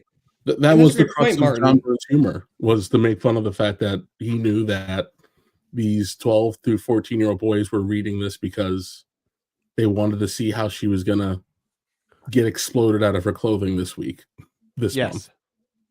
And isn't that, I'm not necessarily a She-Hulk fan or anything like that, nor have read any of her comics, but isn't the whole point of her character the fact that she's hot and sexy? Like, she's literally opposite Hulk. Like, if we know this regime will never even touch any sort of male gaze or whatever you want to word it as, what's the point of even doing the show in the first place? You've already lost the soul of the character. Am I wrong? Well, there's actually something funny in there that I could be misremembering this. So Kevin, please correct me if I am. But there's a point in one of the runs where She-Hulk is talking about how gamma radiation does different things to all these people, because the leader was exposed to gamma rays, and the Hulk was, and she, as Jennifer, she's so shy and reserved. She actually prefers being She-Hulk because she gets to be the person Jennifer wanted to be. And she has this belief that Bruce is a ball of anger on the inside because of the abuse that he has as a kid. And the Hulk is his excuse to be what he really deeply wants to be. That could have been something interesting to explore, rather than, I know how to hold my anger in better than you because I have to do it all the time. Oh yeah, the incredibly tone deaf scene where it's like, hey, yeah, you came close to ending it all. You came close to self-deletion, but sometimes men catcall me on the streets. Right. Yeah. Well, not just that, but before he was the Hulk, Bruce Banner was abused. Yeah. He had an awful childhood, and as his cousin, she'd know it. They actually talk about that too. They dive into how her side of the family wasn't aware, but they knew something was wrong. They just never thought it was as bad as it was. So, like, as a comic book fan, when you know that this is a big part of the Hulk's character, you have her go make fun of him because she got catcalled once or twice. It's stupid. It's so ridiculous. And I blame Kevin Feige. He got what he wanted. He got, and then also her double standard that she obviously is ogling Captain America. Oh yeah, constantly sexualizing Captain America. Yeah, in the same breath where we're talking about that while she's trying to figure out if Captain America was a virgin the entire first 2 episodes. Mm-hmm. Yep, that was terrible. Well, you ready to talk about another obnoxious green woman? I don't know. My blasphemy quota is pretty low. Oh, well, get ready, folks, because she's going to DEI for your sins. Cynthia Erivo will play Jesus Christ in the Hollywood Bowl's Jesus Christ Superstar. Guys, what the hell? Like, this was literally, somebody was just like, we need to do the thing that will piss off people the most to get attention for this. Yeah. No, that's what this is. Listen, I know we like to play it down the middle, but sometimes you got to call a spade a spade. Yep. Leftists got not just embarrassed, but morally and emotionally destroyed. And this is a temper tantrum. And when a child throws a temper tantrum, they say ridiculous things, hurtful things to cause pain because they realize they have no actual power over you. So all this is we're going to do the single most blasphemous thing, because especially when it comes to this particular religion, we just don't like these people. So we're gonna use an ebony shield in the form of this bizarre looking snake woman, and we're gonna cast her as Jesus, and there's gonna be nothing you can do about it, because when you complain, we're gonna scream racist at you. And sexist. And, yeah, he was screaming racist and sexist at you. And I just think I keep telling everybody is this is one of those times where you turn the other cheek, you ignore them, and your revenge is that they get to choke on your indifference. Because like a tantruming child on the floor, the best thing you can do is ignore them. Unless you can do a fantastic Jordan Peterson impression. But oh, come on, Bucko. Is that fair? I have to share with you guys a picture that was on the HCast today because it's just it's everything. It'll be on the right side of the screen. Behold. So here's my question: is she gonna look like this? You think? Like, are they gonna actually make her look like Jesus, or do you think Jesus is just gonna be a bald black woman?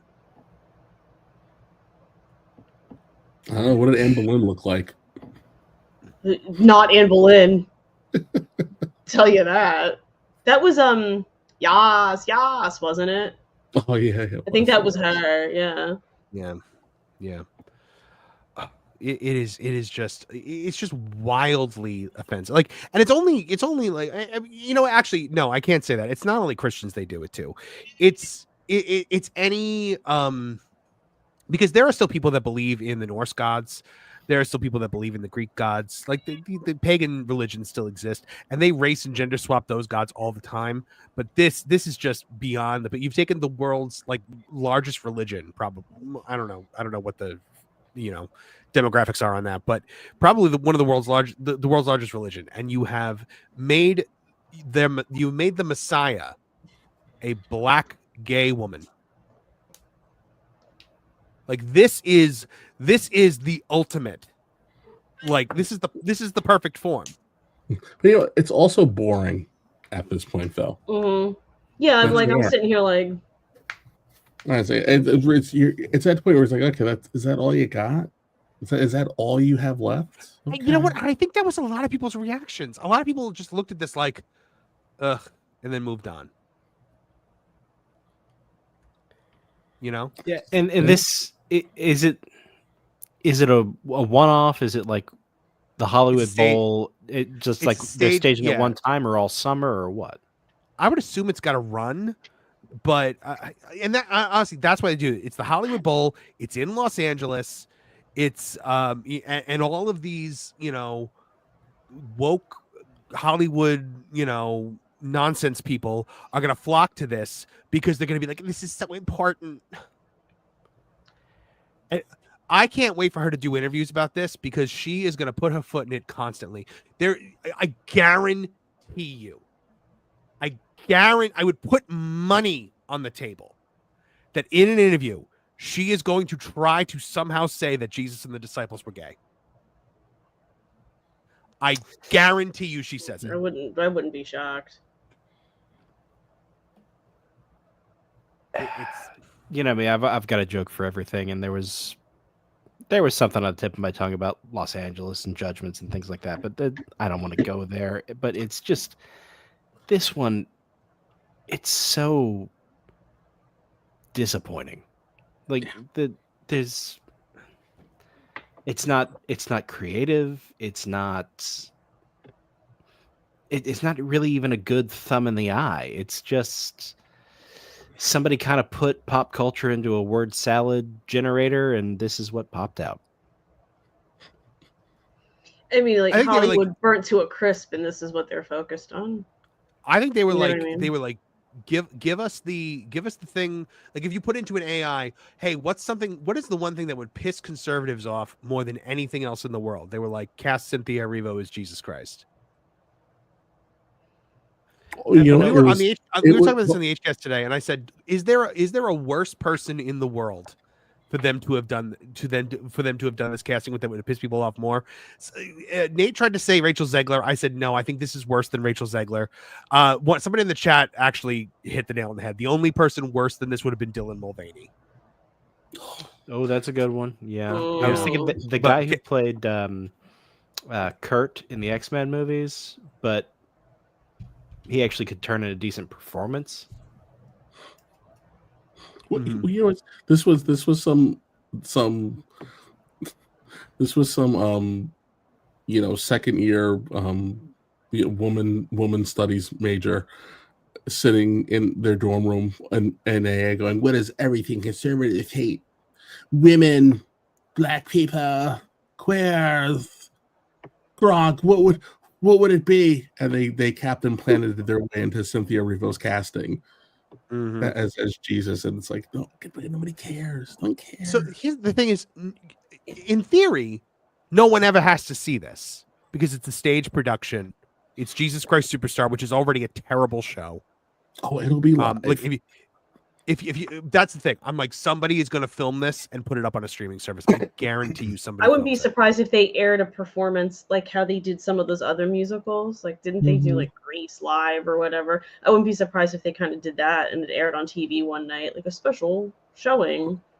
Jesus Christ. I mean, Jesus Christ Superstar is also is already terrible because it's got a couple of good. It's got a couple of decent songs that I like. I like Judas's songs in it. But I don't like the characterization of Jesus. If you're going to go with a 70s musical about Christianity, you go with Godspell. Because Godspell at least is like actually teaches the gospel throughout it. It just does it in kind of like a hippie way. But they don't want to do that. Jesus Christ Superstar. Jesus is like a jerk for the entirety of the show. Like, he's just yelling and screaming at everybody the entire time. I think you figured out why they chose this over Godspell. I was going to make a Jeffrey Hunter joke, but I can't figure out how to do it without it being wildly mean. You're allowed to be wildly mean. Well, it just would have been in bad taste. It would have been one of those.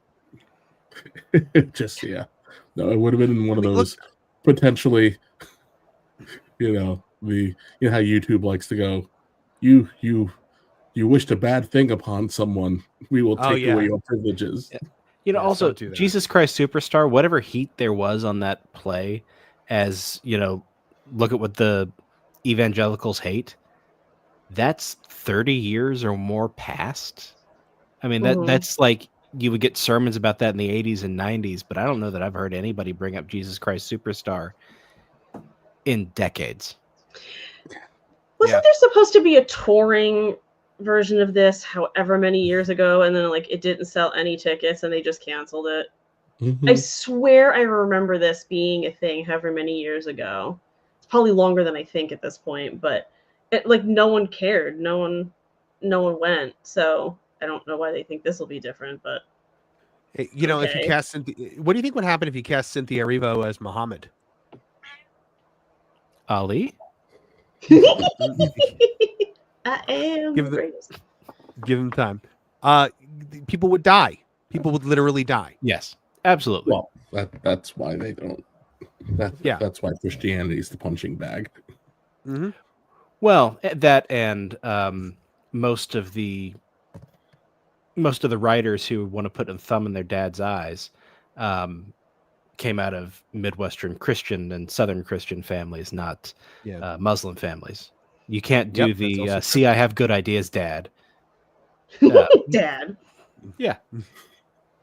Yeah, that's a good point. I can hear it. Mm-hmm. The chat just said yelling and screaming at people. Erivo's perfect casting choice. Yeah, because we all that's the thing. Because they not only cast a black gay woman to play Jesus, but the worst human being on the planet. This vapid narcissist who freaks out at people over the slightest. I cannot wait to see what she's going to say about this. I can't wait because every interview is going to be the worst thing you've ever heard in your life. This was a role I was born to play. With her ego, you're gonna long for the days of Rachel Zegler after we see these interviews. They're gonna be insufferable. Can we just cast Ariana Grande to be like Peter or something like that, so she could just weirdly rub her hands for the entire thing? By the way, is anybody else worried about Ariana Grande? Seriously, yes. Yeah. Yeah. Like seriously. You know me. I don't really like to comment on that stuff because I realize that it could. But I am worried about her. She is. No, like it's like Karen Carpenter level at this point. Yeah, no, it is. And remember, we're seeing her on camera. Yeah. Yeah. You know, so it's like, you know, that's one of those times where, as much as like I don't care about celebrities on a human level, when things like that happen, I'm like, is there no one in her life that is willing to just like and I mean really be like, you have a problem? I mean, I don't allegedly, I don't know, but come on. Yeah, well, I scream. Her chest is concave. Her chest is caving in. Go ahead, Kev. No, I say this all the time. It's like even on a, let's say, let's save the obvious moral ethical dilemma that that as a friend or a manager should be taking, but just on a point of personal survival. Yeah, if something happens I am to someone her on her team, and she is my bread and butter, you should be bending over backwards to keep that ship afloat. Yeah. And you need to tell me you don't want the human decency to be like, hey, listen, kid, eat a sandwich. Maybe you should have a milkshake. Drink this and sure. But remember, this is the chick who was licking donuts and talking about how much she hated America a few years back. I don't say this to be cruel. She clearly has some problems. Yeah. And I think so. More than one. Well, I would say I don't think a healthy on the inside person goes through the amount of married men that she has. Yeah. It's just, there's something else weird going on there too. Like maybe set of Wicked or something, but maybe Ariana Grande and Cynthia Erivo had this weird codependent thing because they were both coming out of that show scary thin. I felt like it was. I always thought maybe it was like some kind of competition between the two of them. Was it here or somewhere else where they were saying that their body language together and the way that they were behaving was almost like Spence was saying that. Yeah, like making it like they were telling each other it's okay. Yeah, it's okay. It's like a dual coping thing. Yeah, or not even coping, like backing it up, like you're good. Yeah, you're not doing anything that wrong. Genuinely. Sorry, Trish, go ahead. No, I'm good. I'm done. Well, something that genuinely scares me here is I feel like she's surrounded by people that no matter what she does, they only think the only problem you can have is wrong thought. They think no matter what she does with her body, that she's making a choice for herself. And it doesn't matter how much it defies like science or her health. They think this is going to be what's good for her because it makes her more happy mentally. What terrifies me is like, say, what if something happens to where she collapses or something like that from malnutrition? And then they use it as excuse of why, well, you see, this is why you shouldn't do that, which is why the complete other radical version of this is A-okay. You know, if you put on too much weight and you're going to give yourself heart problems. And I think they would learn the wrong lesson from this. And I feel like the only person that can help Ariana Grande is Ariana Grande, and I don't think she knows what to do, and it kind of terrifies me. I think because she doesn't have that terrify me a lot.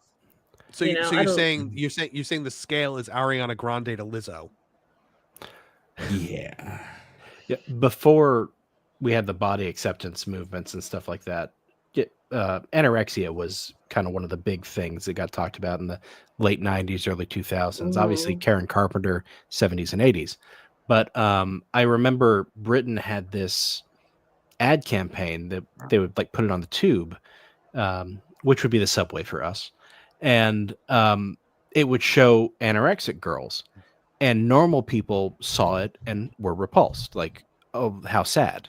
You know, there's a visceral reaction to seeing somebody who's that unhealthy.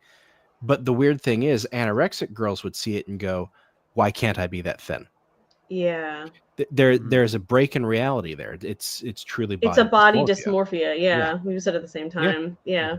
Which is just a mental health disorder. I mean, and she's talented. She's talented, and so she's beyond talented. That girl is. She could stand to enunciate a little better when she sings, but she's talented, and it's just I don't know. It kind of reminds me like a little bit of Ben Affleck. How I feel about Ben Affleck. You know, she's a good actress. She's a great singer, and she's a fantastic impressionist. Yeah, I remember seeing those clips, but I don't Her know. impressions I get are fantastic. I get to a point sometimes where I'm just like beyond what I might think of someone in other ways. There's no one that cares about them. Mm-hmm. Well, it's easier to fire a manager than to fix yourself.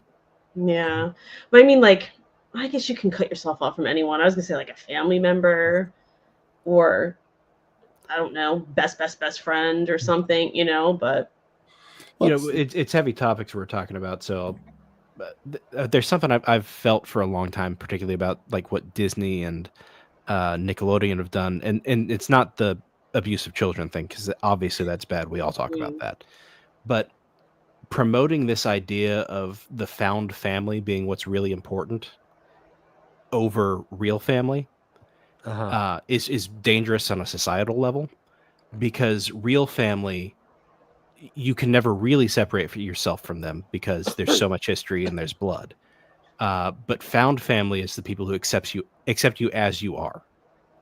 Real family doesn't do that, at least not if the real family is functioning correctly. And that's part of the problem with things like this. yeah, The found family will accept you, and you can kick out anybody who isn't accepting you because they. It's why I get it, it's why the moral of every movie now is you were awesome the entire time. You just had to realize it. Mm-hmm. Yeah, it's dumb. It's dumb. But anyway, I just want to put this picture of Cynthia Erivo back up just because it's horrifying. And those nails, man, I can't. How do you do anything with those nails? How do you do anything at all? I don't even Martin just understand made a joke about her being Muhammad Ali, and I'm like, how would she even function in a boxing match? She couldn't get the gloves out on. of that big. Well, I also think she looks a bit. Oh yeah, that's true. I think she looks like the love child of Golem and an orc. Yeah, I'm looking at Kevin because I'm waiting for Kevin to have a reaction to that. Cobra Kevin's Kai. just like, ugh. I mean, like, there's I'm pointing like anyone can see it, but there's that one thumb that's like up, and you can really see, or actually both of them, and you could really see how long they are, and it's like beyond where you can kind of like tap with the pad of your finger, because you can have a long nail and kind of still tap. This is like, I don't even know how you do that. Like, how do you type anything? Like, I don't understand how. I guess they don't have to do those things as much as regular people. I don't know. She looks like she ate a child. Oh. I didn't know Jonas was in the chat. He could have enunciated the things I was saying so much better than me. It's first I've seen of him in here. Oh my goodness. But yeah, guys, this is your, like I said at the beginning, she's here to DEI for your sins. She is risen. The snow is pure once a man. It's to the point where when you do that voice, I know who you're talking about. Jonas says, I denunciate nothing.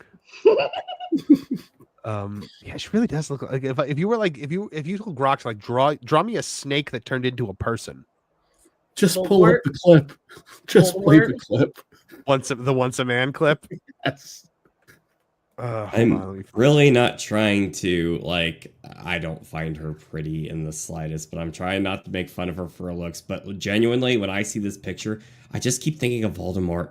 Like, I that's all I see here. Like, where she's structured. Well, like, if Harry Potter is looking for a Voldemort, we could get Black Voldemort if they just said cast Cynthia Erivo. You said a snake turned a person. Yeah. No. My boy. My boy. All right, here it is, Kev.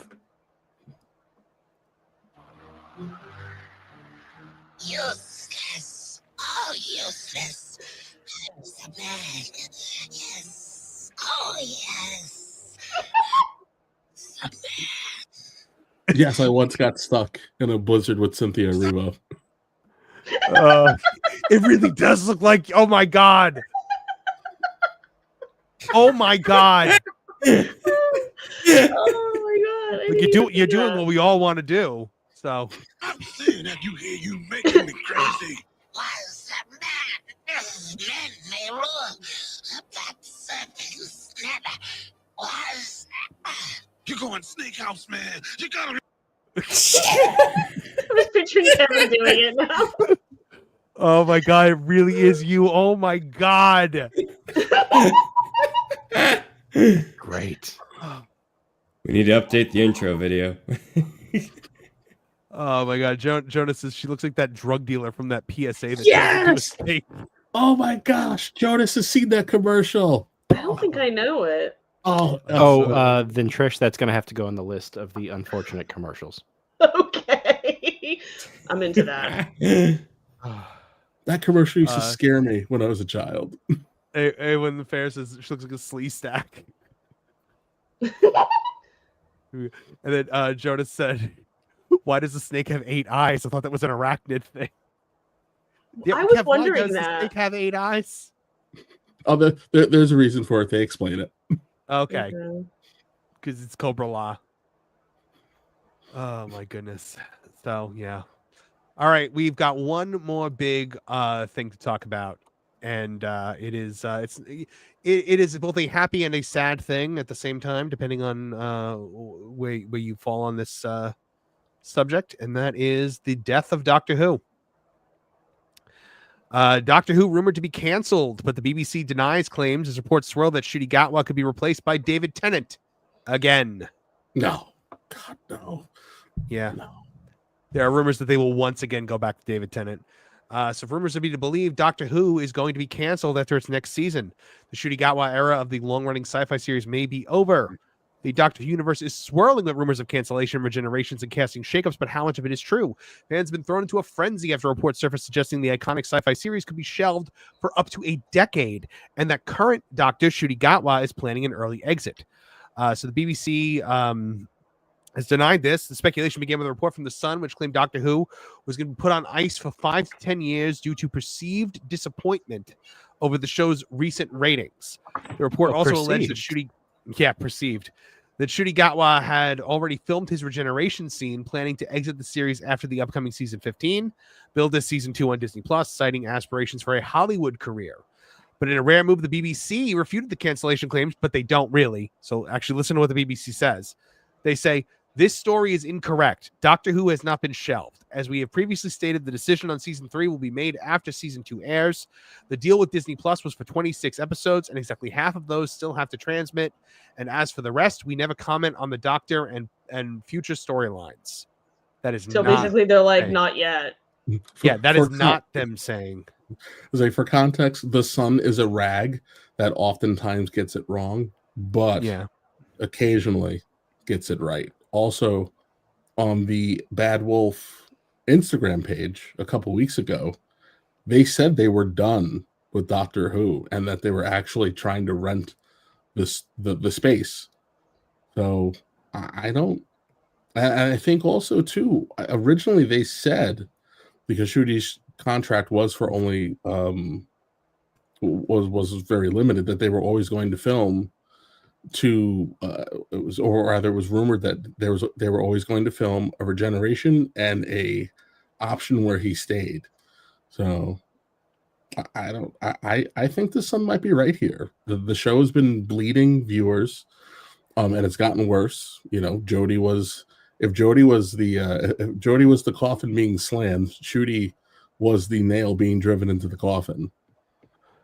It was so Ncuti Gatwa's third episode garnered, I think, like 2.04 million people, which is the lowest rated Doctor Who episode in the show's 60-year history in the UK. That is impressive. Bearing in mind, one of those was aired the day after Kennedy was shot, and everybody was watching the news. Mm-hmm. Yep. I mean, look, even like even every episode of the 6th Doctor beat Ncuti Gatwa. Yes, Sylvester McCoy. Yep. Not Sylvester McCoy. No. I'm saying, and including Sylvester McCoy. McCoy's final episode, I think, doubles, maybe even triples Ncuti's highest rated episode, and they canceled him. Yep. So the BBC response left plenty of room for doubt. Notably, the network did not confirm that a third season was in the works, only that a decision will be made after season 2 airs. It's not a strong counter to the rumors, especially for a franchise as historically significant as Doctor Who. Normally, a flagship show like this would already be deep into pre-production for the next season, ensuring a seamless transition between series. The lack of a firm commitment has only fueled speculation that the show, that the future hangs in the balance, depending on the performance of Gatwa's second season. And of course, as we all know, just a reign of terror, and it's all because of this guy right here, Russell T Davies, who was once a creative, but has now become an ideologically driven hack. Yes, he's anointed himself the queer messiah. Mm-hmm. He's lived long enough to see himself become the villain. Mm-hmm. Yeah. So, with reports of Gatwa's departure, the Doctor Who rumor mill has already zeroed in on potential replacements should the series not be canceled. Betting site betideas.com currently lists David Tennant as the frontrunner to return prominently with odds of 5-1. I don't see that ever happening. I can't imagine they'd go back to him for a third time. Kevin, do you not think it'll happen, or do you not want it to happen, or both? Oh, Tennant to come back? Because I just see you constantly shaking your head. Because this is so... Easy, it's like a cop-out. Well, yeah, all this was just so unnecessary. It was so unnecessary. And I'm even just going back to what facilitated Capaldi's exit. Like, it's just is all just so... I'll put it to you like this. Tennant, like when you look at the show's popularity around the 50th, when New York Comic-Con rolled around that time, or even when you looked at San Diego, clips from San Diego, there was nothing but people cosplaying as Tennant and Matt Smith. Yeah. And in just a very short amount of time, Doctor Who went from Doctor Who to what's that? What are you talking about? It just fell off the map. Matt Smith was America's Doctor, and then the show just cratered. It just cratered, and it's gotten worse. And they had a lot of people tune into Jodie Whittaker's first 2 episodes because people were curious. But kudos to Dan Harmon for predicting what was going to happen all those years ago in Community with Inspector Space. That was prescient, yeah. What did he say? I don't remember that one. So, the blonde chick in Community finds out that there was a female Dr. Spacetime. And she decides that's going to be her thing at this convention they're going to. And she's going to be the female. Troy and Abed were like, no, we don't talk about her. Everybody hates her. Oh, that's fantastic. It was so unnecessary. The destruction of the show was just so unnecessary, and honestly, it probably has to go away for 10 years, which is sad, but it probably does have to go away. Something that might help, though. Yeah, it's just they've done so much damage, and honestly, Russell could have come in and fixed it. When he wrote the anniversary episodes, so the Neil Patrick Harris one, he wrote it in such a way that you can pick and choose what's continuity, but that was a lazy cop-out. Like there was a really, really fast way to fix all of this. One just being the Master lied about the whole thing, and the Master is the actual timeless child, and you could have just plowed through ahead and everybody would have been happy. And instead we just got doubling and doubling down when it was obvious that people were just done with this. Like, it's not like you're like, if you live in England, the BBC relies on your tax dollars. You are paying to have this crap shoveled down your throat after telling them that you don't want it. And frankly, the BBC needs Disney. They don't have the money to pay for Doctor Who. They can't afford it. That's why they made the devil's bargain with Disney to begin with. And at no point in time has Doctor Who, outside of the Tennant episodes, has Doctor Who ever been trending on Disney Plus. And we know Disney Plus has no actual content on it. So if you can't trend on Disney Plus, That means there is no interest in what's going on. So it's, I don't know. I'm kind of like, just put Old Yeller out of its misery, because I'm just I'm sad and tired of just watching this. Yeah, here's the thing. I don't think that I don't think the BBC is responsible enough to have this show anymore. Like I don't think that TV deserves the Doctor anymore. I think we have to take it away until we live in more sensible times.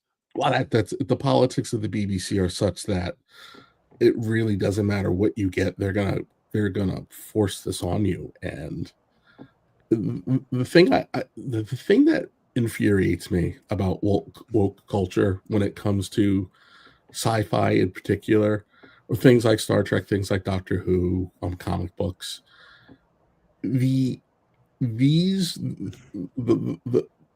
story beats, the tropes that they represent, they are already embracing of essentially infinite diversity. Wokeness is the antithesis of what these programs represented. And now you've watched them just crumble from the inside out because people who don't understand these properties keep injecting their nonsense into them, and everybody's screaming, "No, don't do this. There's a better way." I would say too, hey, you know what? Sometimes, you know, I don't know. If you want to give me the dumb liberal message, a spoonful of sugar helps the medicine go down. I don't need you to bludgeon me over the head with it. I'll rock with it every once in a blue moon, but by the way, as they're pointing out in the chat, we pay for this too. Yeah. We pay for everything. Let's be honest about it. If you're an American citizen, there isn't anything that's happened on this globe in the last 60 years that you have not paid for.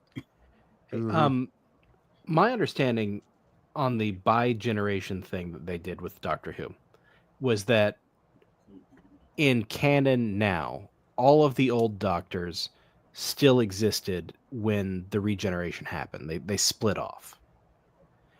Which I was led to understand that they all exist at the same time now. Yeah, right. Which means 8th Doctor is out there.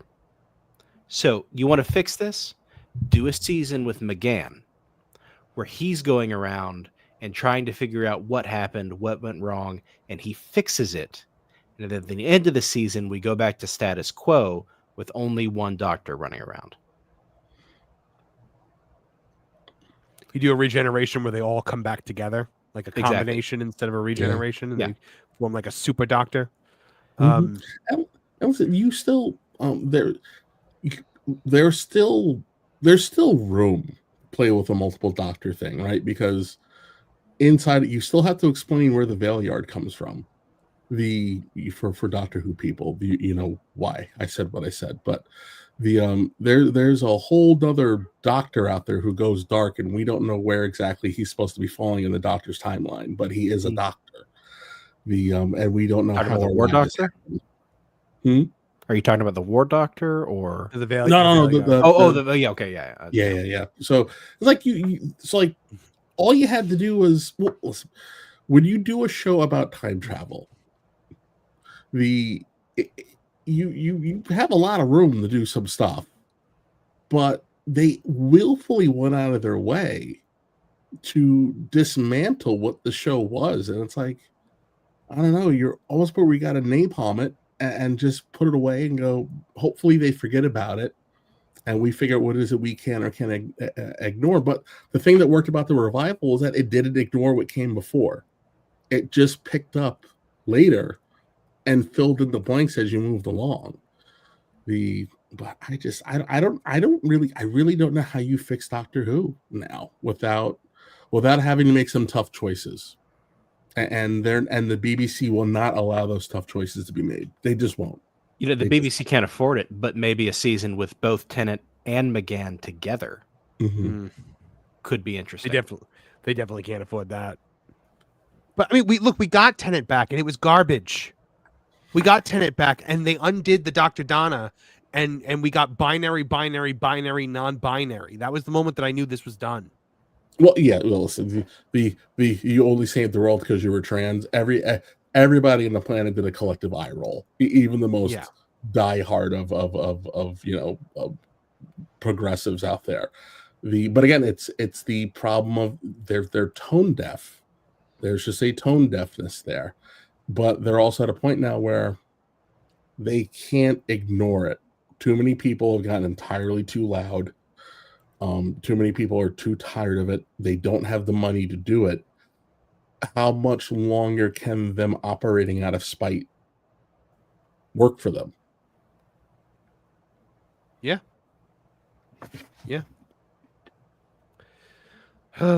It's honestly it's super sad. I think the way to end it is it should end if they are shelving it.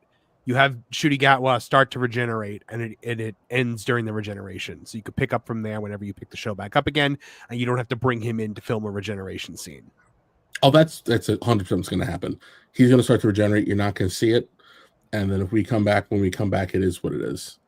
But the show has to be healed, and if you're not willing to make those decisions, don't bring it back. Then and I'll say one thing too. It is unfortunate because Sasha Dewan's Master was spectacular. It was the only good thing to come out of the Whitaker era. It was just another waste of talent, and you could have used that character to fix a lot of things that got broken. They also didn't explain. They also didn't explain how the Master was still alive, though, did they? But you don't even know where this Master is. You got to remember, when we first meet the Master, he's at the end of his regeneration cycle. The Hidalgo is the 13th one, and then and then you have the skeleton Master, which is the dying Master, and then the Master steals that body, and then and then it is what it is. So you can cast as many Masters as you want because you don't know where in the timeline you are for this character. I get it. So you can have multiple Masters from different points in the Master's life and still give the Master his perfect ending with Missy, because I think that was the perfect way for the Master to die, was killing himself, like the two Masters off each other, and because one of them decided to actually go back to being friends with the Doctor. It was interesting. I liked it. So the drums, the never-ending drum beat. That. God, man, that's the kind of stuff Russell T Davies used to do. Like the Master with the drums, like building up to the whole season, the Bad Wolf stuff. I mean, like, that was masterful stuff. The guy that came back is just a hack. Well, Russell decided that he needed to tell you his experience, or rather to say his alleged experience as a gay man, and make it more important that he vent his soul than tell a story. So he felt he's an older writer who became a Gen Z writer, basically. Yeah. Earlier in our some X chat we were doing, we were joking about Robert Rodriguez and how he was edgy back in the 90s, but now he's making Book of Boba Fett with people on scooters. And that got me thinking about how a guy like Sam Peckinpah kept his edge forever till he died, but Rodriguez lost it. It's just gone. He's no longer the one we knew. High school, college, I don't know, elementary school if your parents were bad. Why does this happen? Why do so many great comedians lose it in their 60s or whatever? I don't know. You think maybe it's the well, you know what? I had a friend who when I first became a manager, he was my general manager, and he was very interesting. His job before we landed where we landed was he was a VP for a major bank, and he had a problem with playing in the snow, and that also led to impulse control problems where he wound up having an affair with his boss's wife, and he had the great idea. That is a bad impulse. Yes, and he had the great idea to indulge himself in his boss's office with his boss's wife, not knowing that there were security cameras in his boss's office. His boss was a very connected police officer who made sure he was pulled over, and they found bricks in the vehicle that were not in the vehicle when he got there in the morning.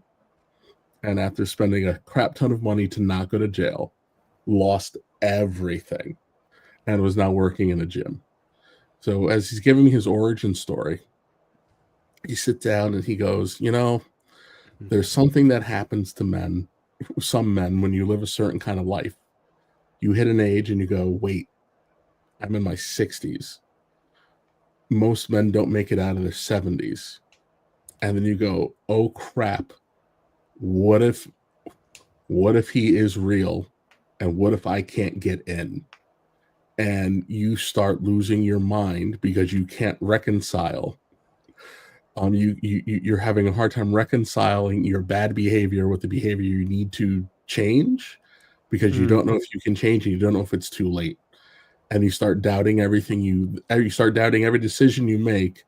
And then you either have to decide, am I going to just snowball out of control, or am I going to pull it together? And then you kind of get stuck. And I think when you get with a lot of these comedians, they start questioning the next phase of their life, and they lose their edge. With directors like Rodriguez, right? Rodriguez always was always the he'd give you Planet Terror, but then turn around and give you Spy Kids. I think that he, like after the last Machete movie, right, was probably his last great, violent romp. And that wasn't a great movie. He probably decided that he wanted to try to do something else, and it just wasn't clicking. And now he's just kind of stuck. He's too busy questioning what he wants to do instead of just doing. And you kind of, I think, what he was saying was that sometimes you just kind of lose yourself, and if the smart ones kind of pull it together and reinvent, and the other ones just stay kind of stuck in a quagmire. But, I saw an interesting theory a while back where it was like at a certain point in time, a lot of these guys in Hollywood, they don't want to accept the fact that they're old now, and so they have to adhere to what the kids are doing now. So Russell is acting like a woke Gen Z because it's how do you do, fellow kids? He's doing the Steve Buscemi. See people like Chris Jericho. It's it happens all the time. I think that's exactly what happened with him. Whereas a guy like Peckinpah, like I was saying before, is going to make movies about old dudes invading Mexico because he can.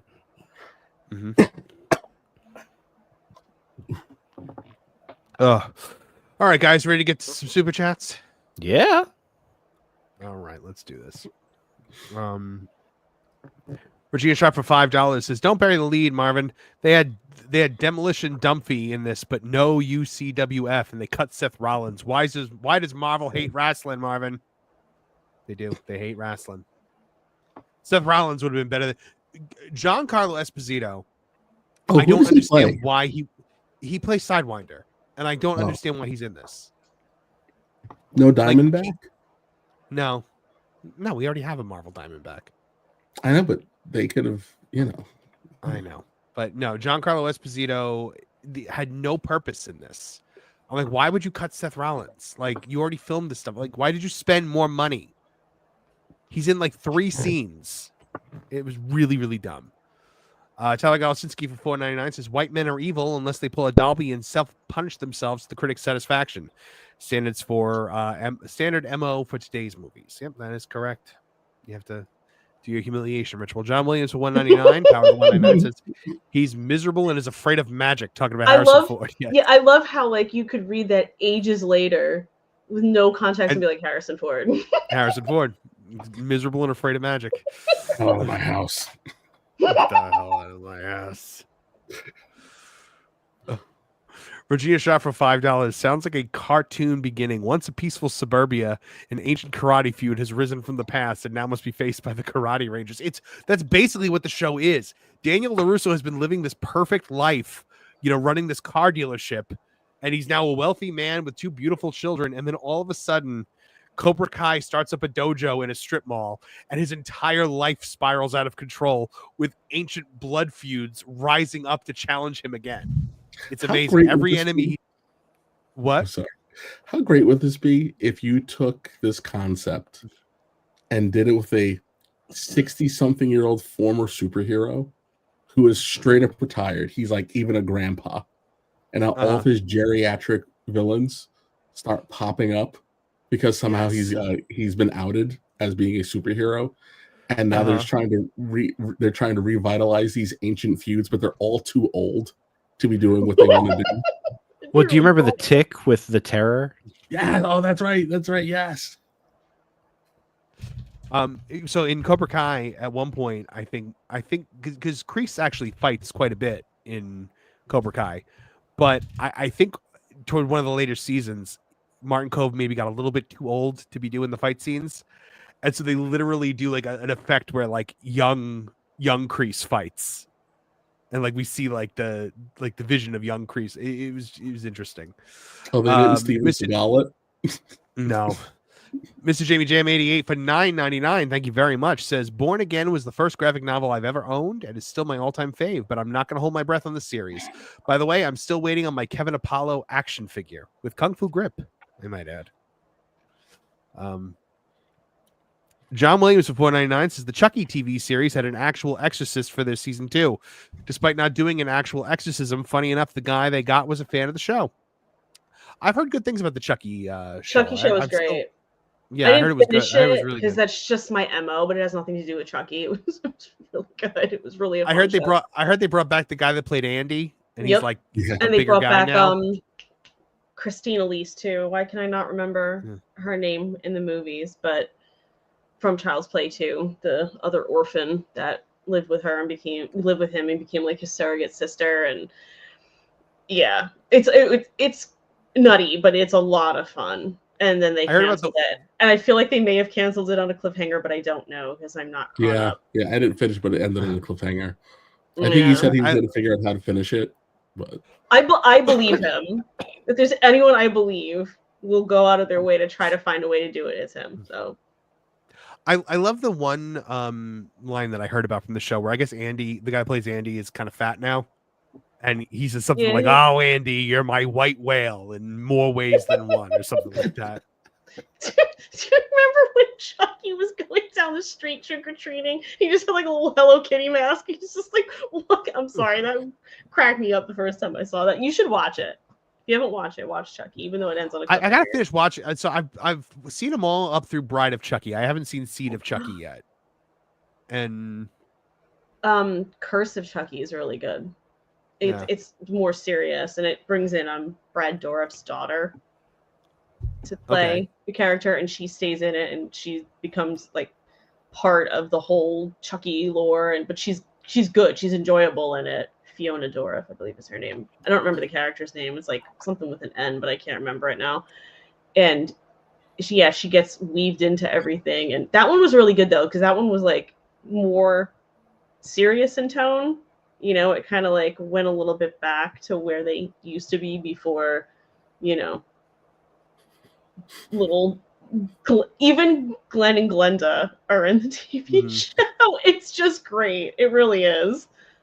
So again, that was a TV show that was made by people that loved that actually loved Chucky.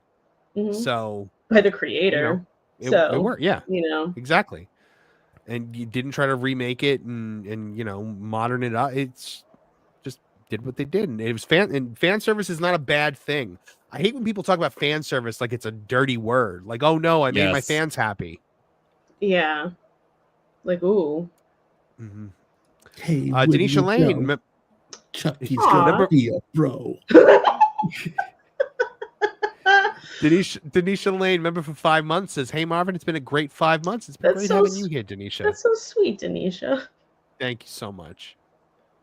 John Williams, $4.99 says, remember when people tried to cancel Handmaid's Tale? It wasn't about how bad Christians were. Instead, it was a metaphor for the Iranian Revolution. Handmaid's Tale needs to go away because now it's the thing that everyone points to for everything, and it's obvious that no one's ever actually seen it. Or read it. Yeah. No. Regina Sharp for $5 says, hey, maybe it's like the atheist who played Jesus. Sorry, almost got that out.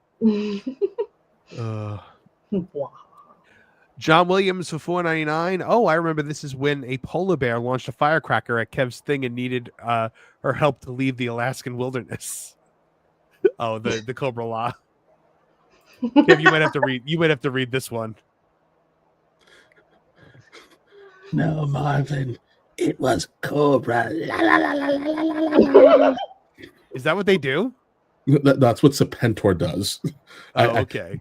Duke is sleeping, so I can't do the Serpentor voice. But I do love Serpentor. The artist formerly known as Dr. John Cusack, member for 1 month, says McGann would be great. I love Doctor Who the movie, the only half-human doctor, and Eric Roberts was the best master. He was. This is not related to that, but Marv, you and I did the same thing. It doesn't actually say John Cusack. But you and I both made that mistake. I'm just throwing it out there. Dr. John Cuckask. Huh. I think I thought it was Cusack this whole time. I'm going to choose to pronounce that. I'm going to choose to pronounce that Kukask. Give it a little flair. I legit that's a Berenstein Bears thing for me. That's actually Berenstain Bears, and everyone thinks it's Berenstein Bears. Yeah, it is Berenstain. When we were waiting to go into the movie theater to see Captain America, my wife and I got into this deep dive Berenstain Bears conversation where we were like talking about like old Berenstain Bears books, and we were just like, remember that one where like the mother bear like shames them all for being fat? Was that the junk food one? That's the junk food one. Yeah, it's hysterical. It's hysterical, and she shames them all for being fat, and like takes them to the doctor to have the doctor be like, "You're gonna die," and in the end, they're all like eating carrot sticks and stuff. Oh my god, it was so bad, but great because we all remembered it. Yeah. Last Call Podcast, checking out. I don't think we've ever seen you on Tooney Talk TV before, Chris.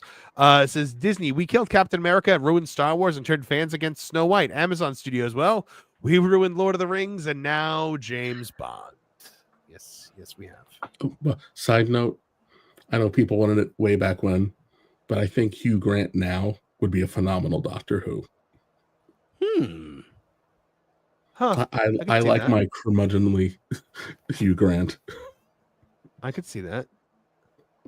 He has a certain charm. Not that I know much about Doctor Who, but I feel like having charm's a good thing. Right? Yeah, he's very charming, but also like, I don't have time he's a little roguish too, you know. Yeah. Mm-hmm. You know, on Amazon ruining James Bond, they can never take From Russia with Love from you. Remember that. That is you true. Always have the old movies. Buy them on physical media. Yes. To make sure you always have them. Yes. Physicals are a good thing. All right, so before we close out, I think there's just one more thing we have to look at. Love cinema so much that we're all gathered here to celebrate tonight. For me, it's that films create worlds so vivid and stories so powerful that we lose ourselves in them completely. That we lose our pants in them completely. Of cinematic landscapes that feel alive, whether they're set here in London or anywhere. They're gathered there, unlike his pants. Oh my gosh. Oh my god, I love it so much. It's like, all right.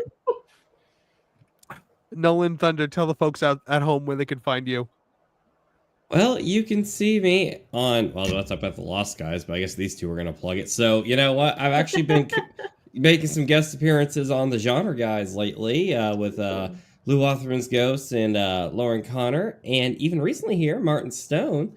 We've been covering, we have a new episode coming out soon on the 1978 film, The Silent Partner, a little bit of a suspense, kind of a murder thriller. And it was an interesting movie. So if you like those kind of movies, should be out as a membership content on WW Pro's channel here soon.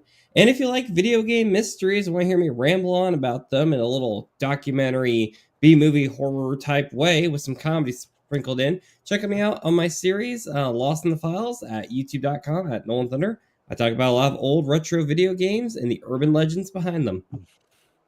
All right, Martin Stone, what do you got going on, my friend?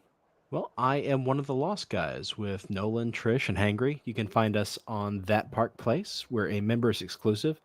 There's been some technical difficulty getting them out published, but I'm told they're working through that, and so we're going to be having more episodes up very soon. And I think we've been hitting some really good stuff. Excited for you to see what we've got out. That's awesome. That's awesome. Trish, tell the fine folks where they can find more of what's going on in the Trishaverse. Trishaverse. Well, what Martin said. I'm not going to repeat it. I'm too tired. Crime and Punishment, member exclusive for this great channel here, me and Marv. Yes. Once I can breathe again, we're going to do another one. It's okay. Ted Bundy, I would need a little time to. It might be longer than. Yeah, well, not by a lot, but a little bit longer because there's a lot. But yeah, Crime and Punishment and the occasional run-in. Whenever you do any kind of vintage wrestling, let me know. See if I can pop in. We got to do some more stuff for Patreon soon, so I will let you know about that. Yeah, let me know. So, Kevin Apollo, what can folks find you and everything you're up to? You'll see me here on Tuesdays and Thursdays, and I guess occasionally on Wednesdays if Pro's going to keep doing the late night Wednesday thing now that Spider-Man's done. We get to hang out with Nolan and Lauren an extra day of the week, so that's always cool. We all can't get enough of each other, huh? We're all like in each other's shows. Yeah. Well, we missed that one week, and we came back, and we were like, "Oh, I missed you guys." We all felt like we hadn't seen each other in like 10 years because we were away for 1 week. Like, guys, you don't even understand like how like this family unit that is formed around this show. Like when we stop the show, we stay on and we talk for like 5 hours. So. Not to cut you off, Kevin. It was just an observation. Other than that, if you go to the CBS Morning YouTube, they have something up called it's a New York Times thing called Overlooked. This week they did 2 days ago they put up a story about my great grandfather Sinclair, who was a famous taxidermist. So yeah, go check that out. Oh, yeah, link me to that. I want to see that. That's super cool. Was this the story about the one for the Natural History Museum? Yeah. Mm-hmm. Okay, I read that independently. I had no idea. Yeah. It's amazing.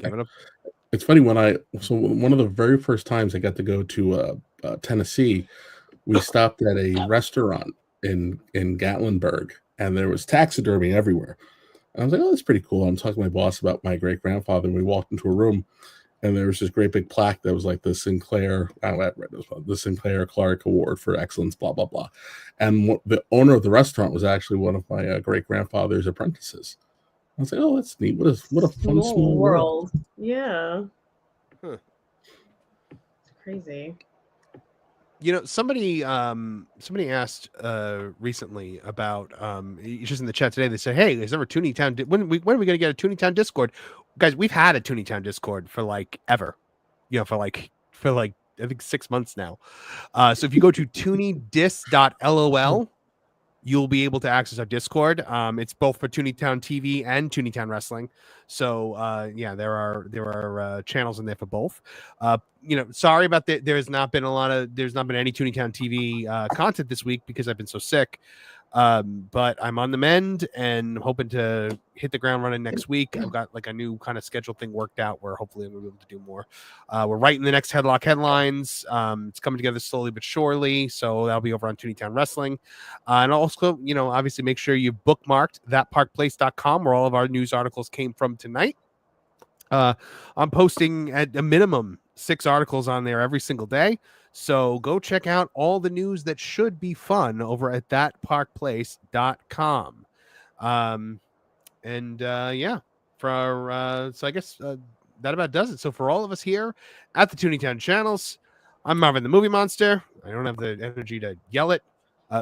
Kevin Apollo. That's not me that posted that, guys. That's Kevin Apollo. So there's the link to Kevin Apollo's great grandfather.